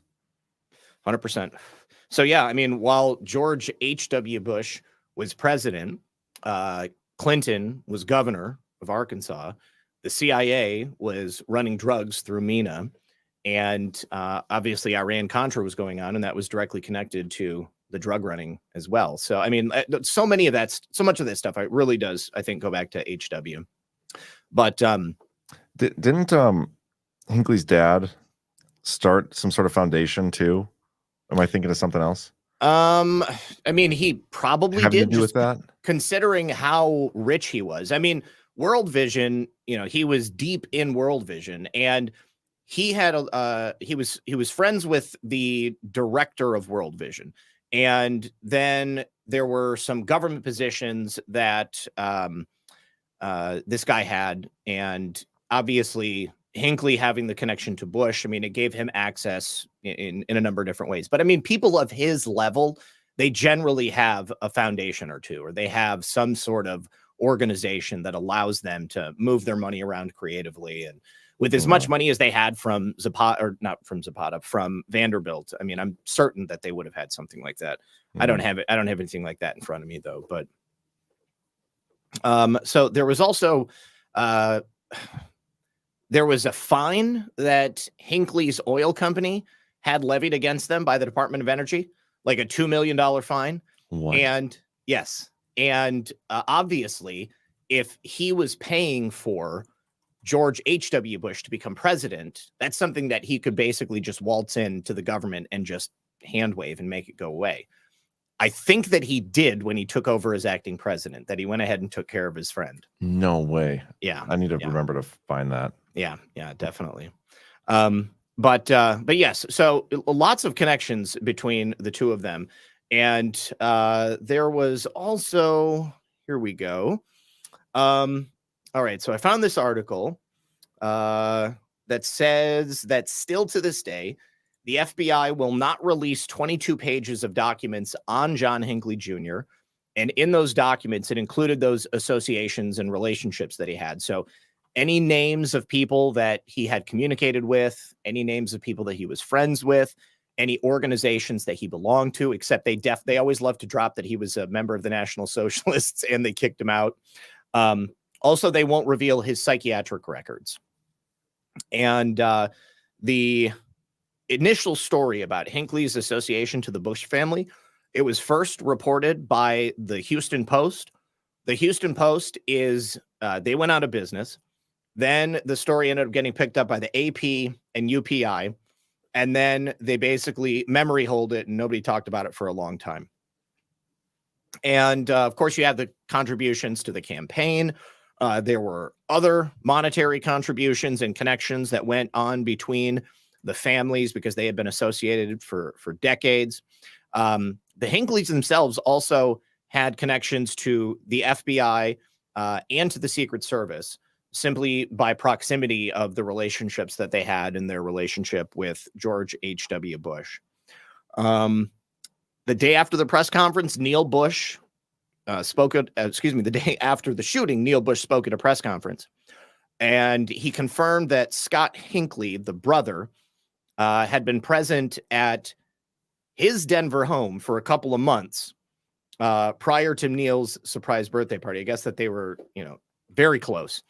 And then Neil Bush, after that, disassociated himself from the Hinkleys and acted like they were not friends. Like they were tight. They were bros before this. And they had to basically give it all up. So, like, what is the... I'm just trying to... So if they were friends, like, do you think that they actually, like, paid this guy to do it or something? No, I think that the Hinkleys were close. The Hinkleys and the Bushes knew the kind of world they moved in. Okay. Neil Bush, Jeb Bush. There's another one. Who's the other one? That's not George. Well, all of them are dirty. Okay. Jonah or something. And they each have their own roles that tie back into Iran-Contra and other dirty stuff that their dad was doing. I think that they were in on all of this.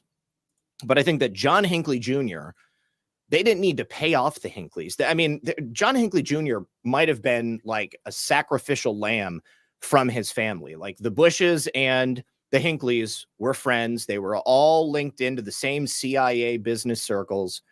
And perhaps John Hinckley Jr. had something wrong with him as a kid.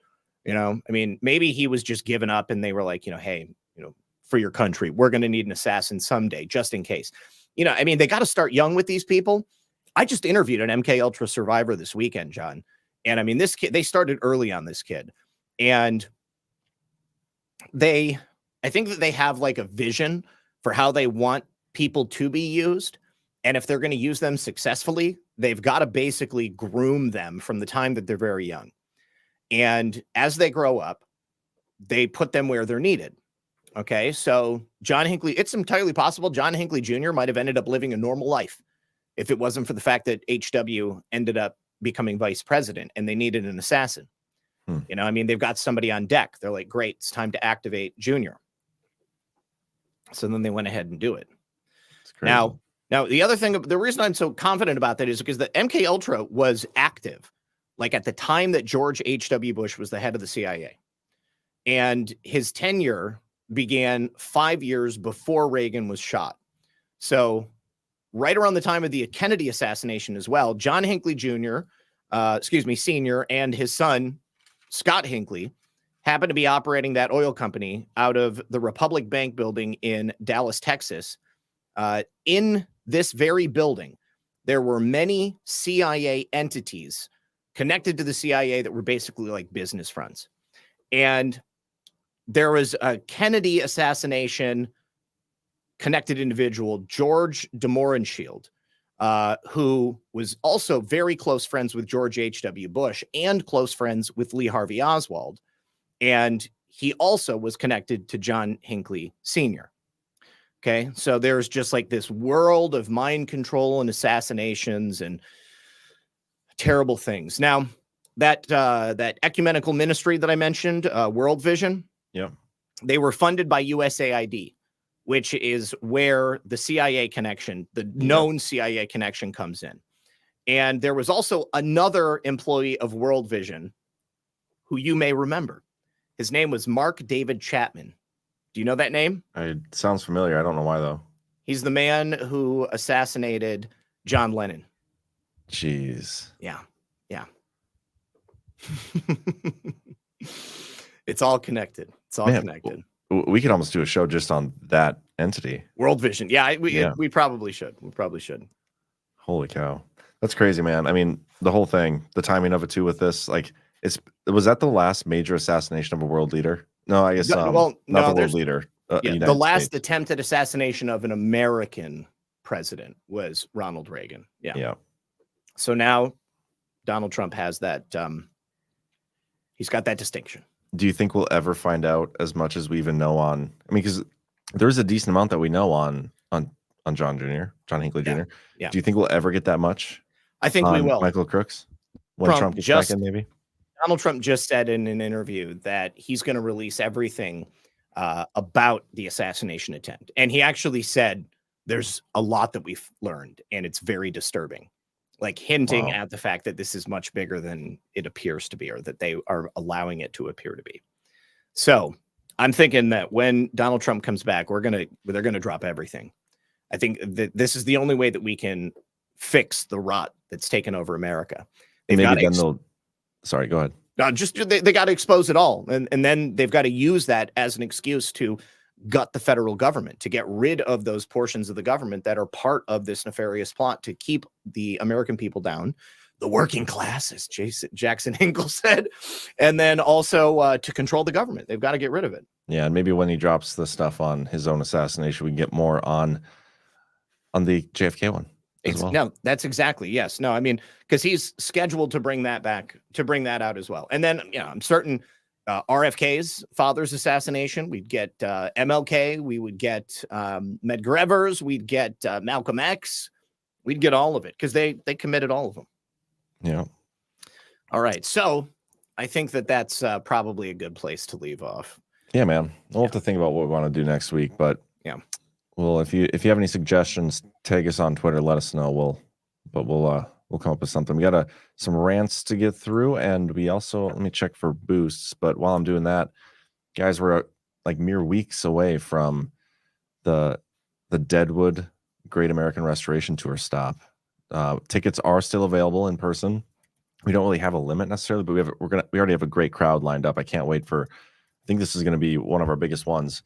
But there's still room for more. So if you are able to make it, I encourage you to do so. If you can't make it in person, definitely get your virtual ticket.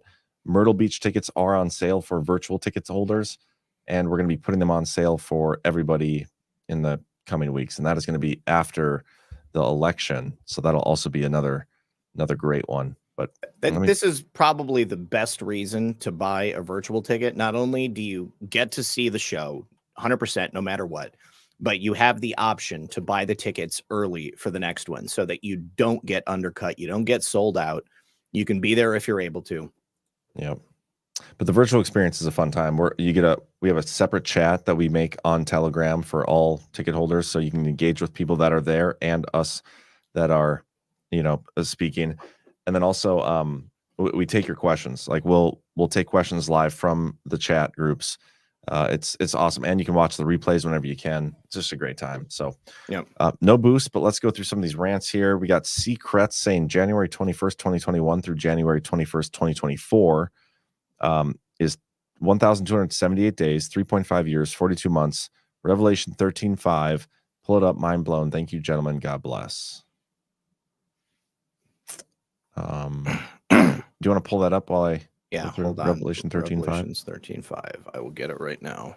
Dave 75, our anchor baby VP can't be president by order of succession.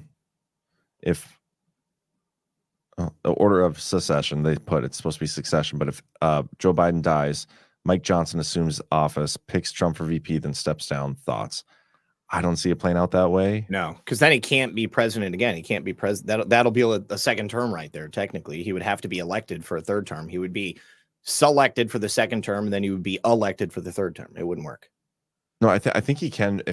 I think he can still assume, like if Trump happened to become VP and then became president, he could. That still wouldn't disqualify him. I don't think so.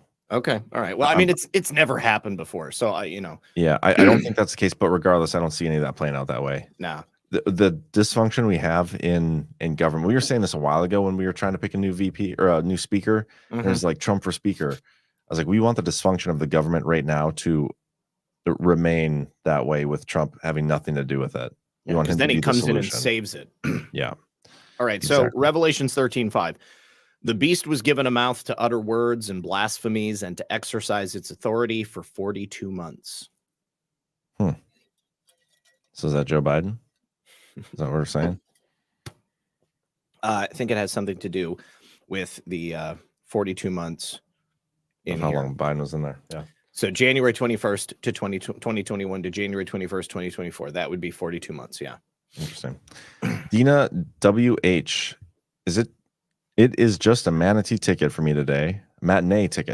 Sorry. But I appreciate your show. My first ever Rumble rant. Thank you. Appreciate you, Dina. Thank you.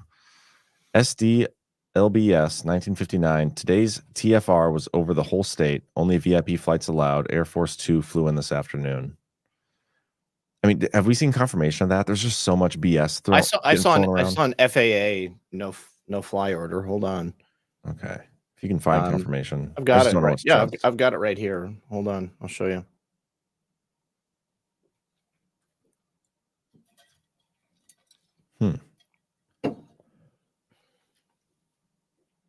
How would it cover the whole state? I mean, it is a small state, but it is. But I mean, how many airports are in Delaware? Great question. I don't know. I suppose we'll have to go look and see other no-fly orders. Yeah. Because I mean, how many the president's flying in and out all the time. I mean, are they always shutting down airspace over DC, or are they shutting down Maryland? Are they I don't I don't know. know. I mean, wasn't Netanyahu coming today as well? Yes, he did. But I don't So- think he flew into Delaware. I don't know. Okay. Gunaka 1, I think it is him, and an old recording from when they were running the first time, different blips. Could be.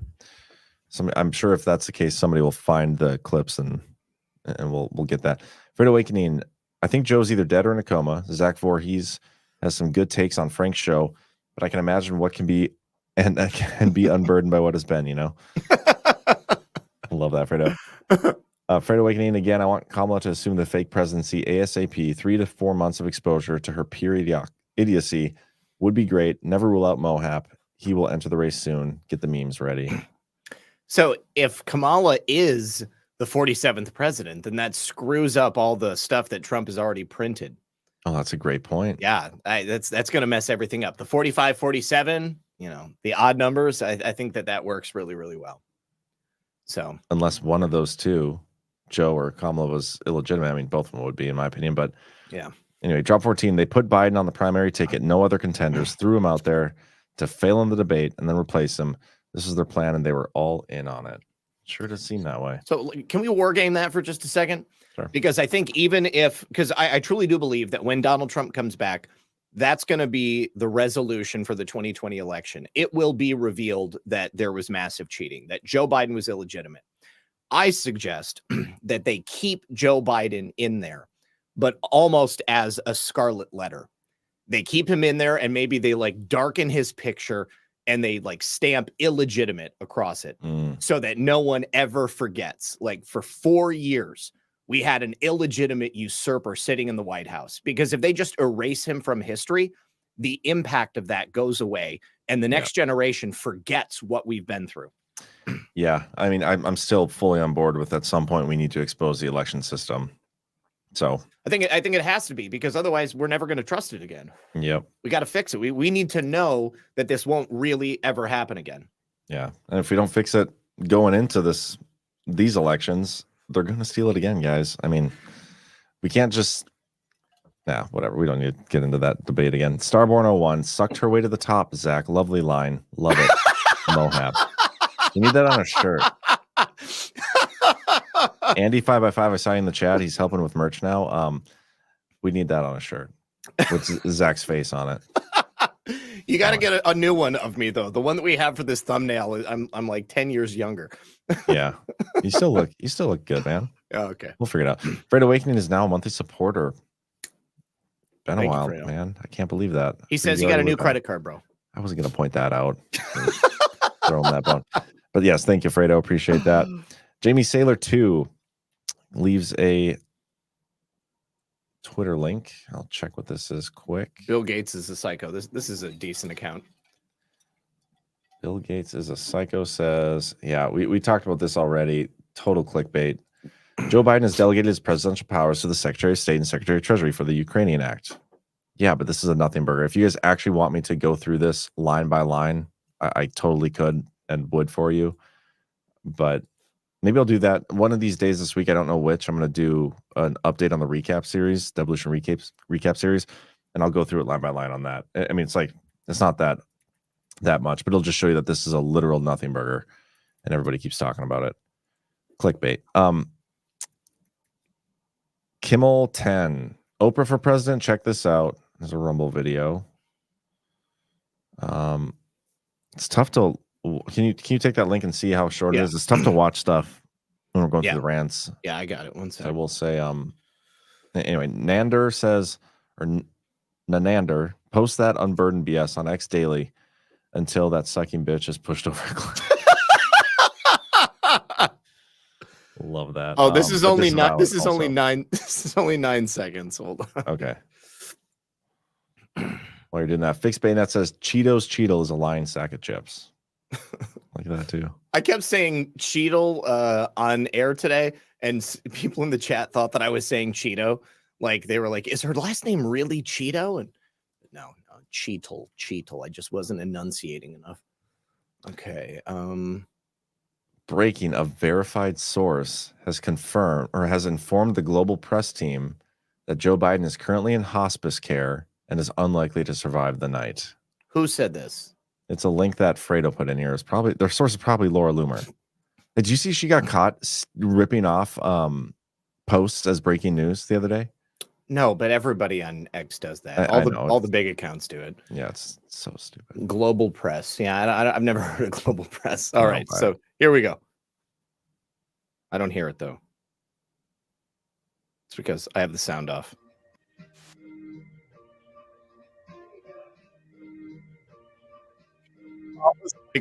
Second tier again. Why does it just keeps doing the same thing? I don't get it. Well, they're just showing the poster in the background. It must have Yeah. been from what show is that from? Oh, Amazon Prime show Upload, season 1, episode 1. Okay, I get it. I thought it was a meme, but that's from an Amazon Prime show. Okay. So Speaking of content, these there. Yeah. Fredo Awakening posted that Global Press team thing. It's like Fredo smoke agent. Notable newly acquired cell phone data reveals that an individual who frequently visited Thomas Crook's home and work addresses also visited a DC building near an FBI office in June 2023. Yeah, I think talked they about showed that today. that building though was like it was either a theater or like a basketball arena or something. So it's like it wouldn't be that out of the ordinary for somebody to go to a place where big events are held, and it just so happens to be 5 blocks from an FBI office. So, also businesses are used as fronts. But I mean, here's the thing is that the reason it's actually nefarious is because one of the device IDs that was connected to Thomas Crooks that like followed him around for a while and went to those places and went to DC, they deactivated their phone on the 12th and they've never reactivated again since. And then of course the FBI said that he had no known affiliations or associations and no communication, except that he had other phones that were encrypted and he had overseas accounts that were encrypted. And we learned today in the hearing that he was using Discord. Discord obviously is going to be a form of communication that's going to be relegated to the app itself. And likely, that could be where he was taught to make bombs, or that's where he, was given the information to go pick up the bombs from a dead drop. But it's not going to be tracked in the same way that, text messages and stuff would. This is the map that everybody's talking about. And I don't know. I'm assuming the circles are where they went, but it's Capital One Arena. Right? And that I'm assuming that's like a movie theater or park. I don't know what that means. I'm assuming movie theater. I mean, on the same token, I mean, like if somebody from the FBI is meeting that person as like a handler, they could just very easily walk around the block, go into that public area, meet there, and then they could separate. For sure. Yeah. But also like this.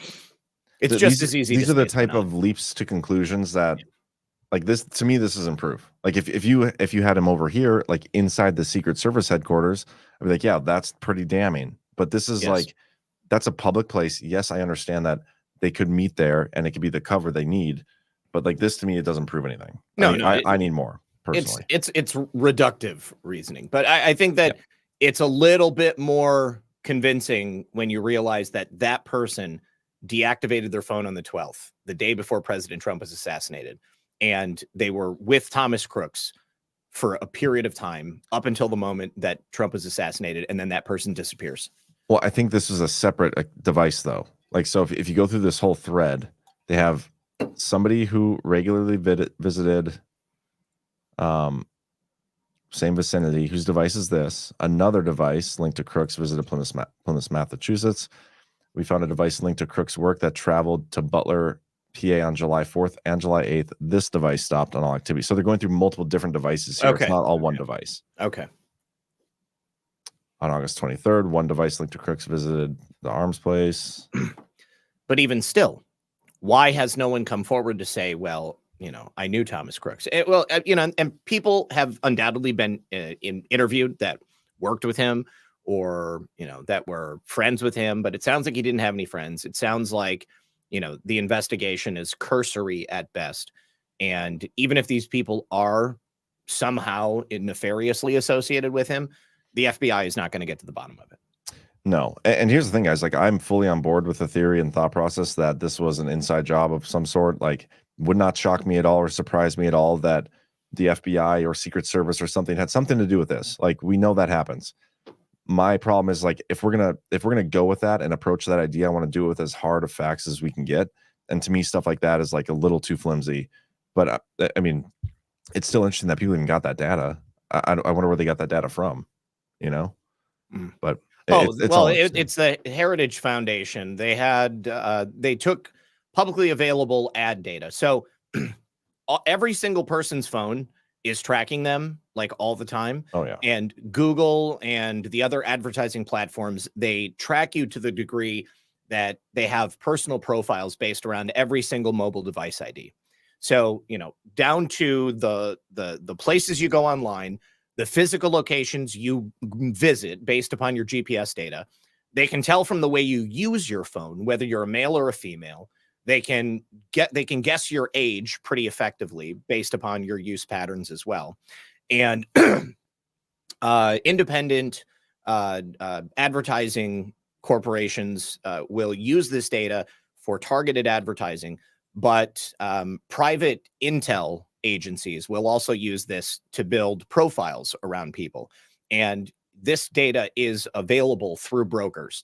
And Heritage Foundation has this particular venture that is devoted to that's awesome using this data. And so that's where they got it. Ula Gudi says, what can be is the progressive agenda moving forward without being burdened by what has been is the social political norms or rules that they are destroying. Can't remember where I heard this take. Well, sounds accurate. I don't know. It just feels like it's my brain cells that are getting destroyed every time I hear it. So 1027 JS says support for baseless conspiracies. Thank you so much, Joe. We appreciate that. Appreciate you. North Dakota. Appreciate you always. CJ Hurls. What if Biden dies and Kamala's POTUS eligibility is challenged as a natural born citizen, making appointed VP or Mike Johnson president? SCOTUS probably wouldn't rule in time, but is this plausible? I mean, I don't see it. Who knows? Who knows at this point? It was challenged when she was running for president previously, and her eligibility was already justified. If it was challenged in court, I imagine it would be thrown out very quickly because it would probably go before a leftist judge, and it would just be a waste of time.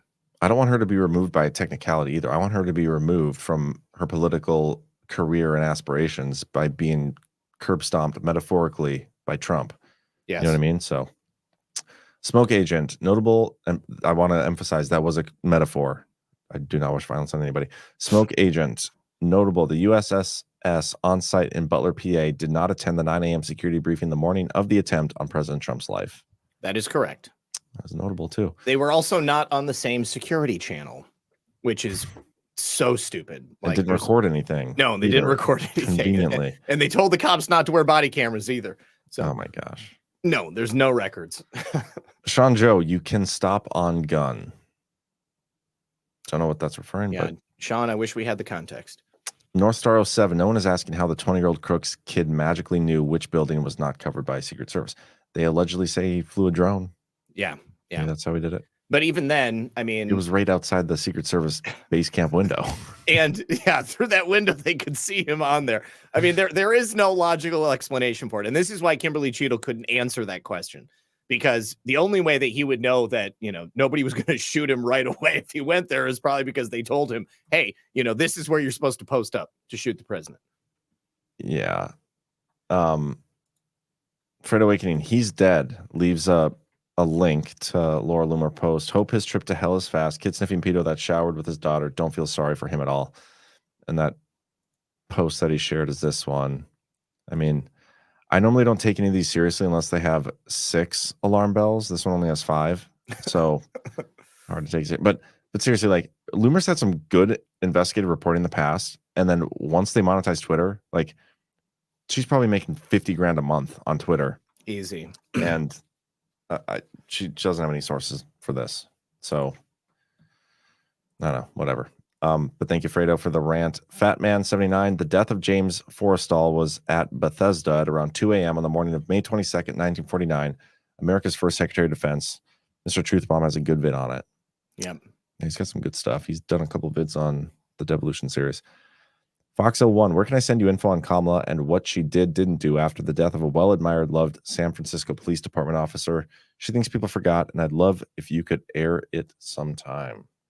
You can email me, redpill78. Well, my kid's yelling for me, Zach. Oh, okay. Go ahead. I'll finish these up. You can email me, redpill78@proton.me. Put Kamala Harris SFPD death in the title, and I will see it. So thank you, Fox01. Smoke Agent says, at Kinship Quest, song called I'm a CIA butt plug. I think that's a reference to John Hinckley Jr.'s musical talents. Cabrajan. Oh, look at this. Cabrajan confirmed deep state. Hold on. I'm just kidding, bro. I'm just kidding.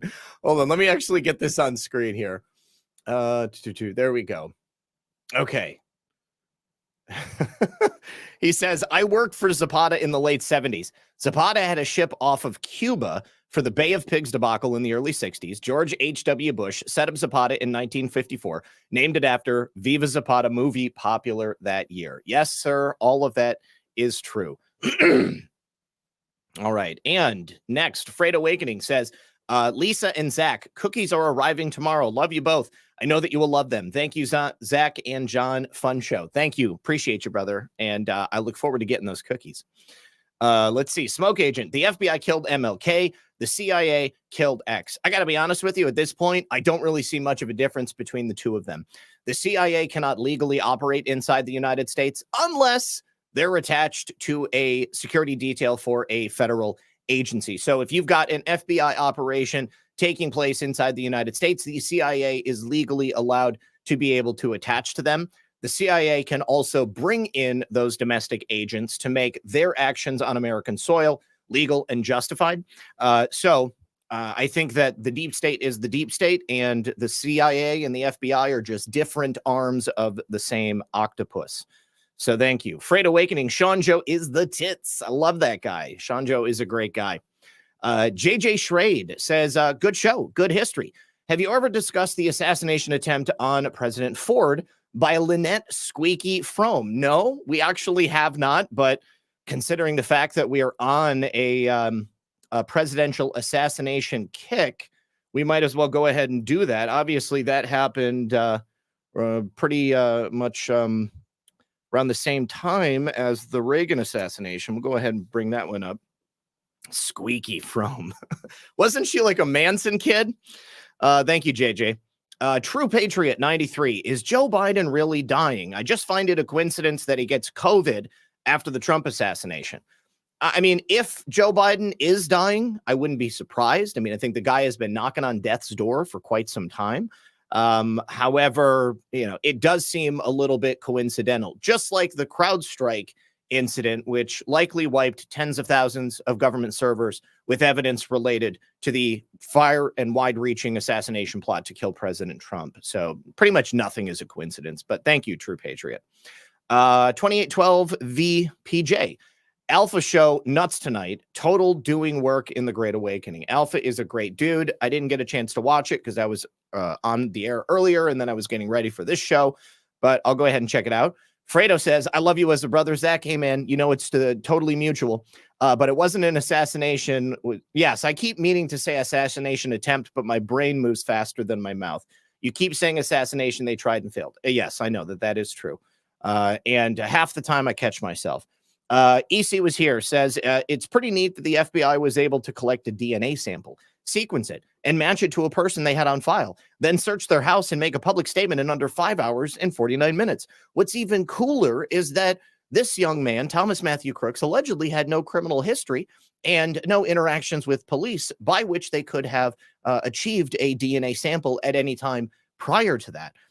There was also the news that came out today that the ATF agent that had shown up on site had gotten a picture of Thomas Matthew Crooks' face, and he said that he was getting that picture so that he could actually do a facial recognition search for the killer to see if they could find him that way.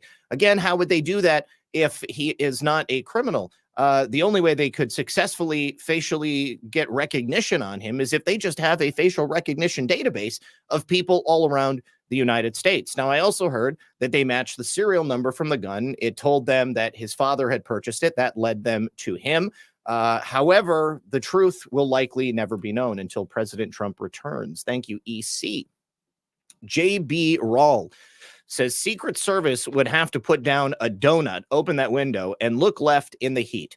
to see him. So, yes, I think that they did it on purpose. I mean, the Secret Service agents that were posted up in there, likely they weren't looking because they didn't want to look. And that's the only thing that makes any sense to me at all. All right, you guys, we do have one gold pill donation. Ohio Kimmy. Thank you very much, Ohio Kimmy, over on Pilled. Thank you for the cookies. I don't have access to the gold pill release over on Pilled. So it sounds like John is probably going to be taking care of his daughter for a little bit. So I'm not going to belabor the point. We're going to go ahead and end it there. I want to thank everybody for hanging out with us tonight. Hopefully you enjoyed the show. If you're new here, we do the show every Monday night at 10:30 p.m. Eastern time. On Wednesdays, also here on Badlands Media, I do a show with my good friend Brad Getz at 9 p.m. And then on Thursdays, also on Badlands Media, I'm on the air at 4 p.m.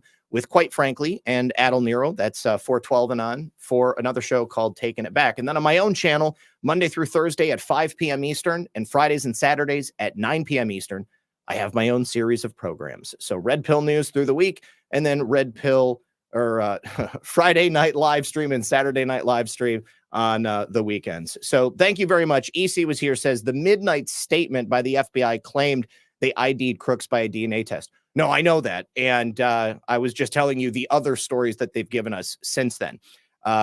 What's interesting is, same as what I said before. How would they have given him a DNA test and identified his body when he had no connection to the law enforcement agencies that would take his DNA test? He would have had no DNA on file. There would have been no DNA to match it with. And they used that DNA match to allegedly locate his family and then go raid his house. So I'm with you. I was on the same page. All right, you guys, that's it. We're going to end it right there. And I hope that I will see you either on my channel tomorrow at 5 or, like I said, I'll be back Wednesday night at 9 p.m. Let me just see if I can figure out how to end the show by going over to where is the video that we normally end on? Here we go. We'll see you guys next time.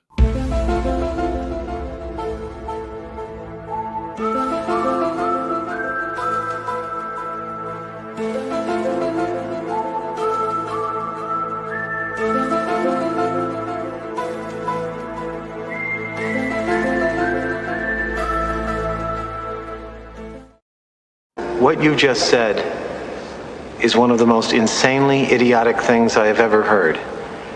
At no point in your rambling, incoherent response were you even close to anything that could be considered a rational thought. Everyone in this room is now dumber for having listened to it.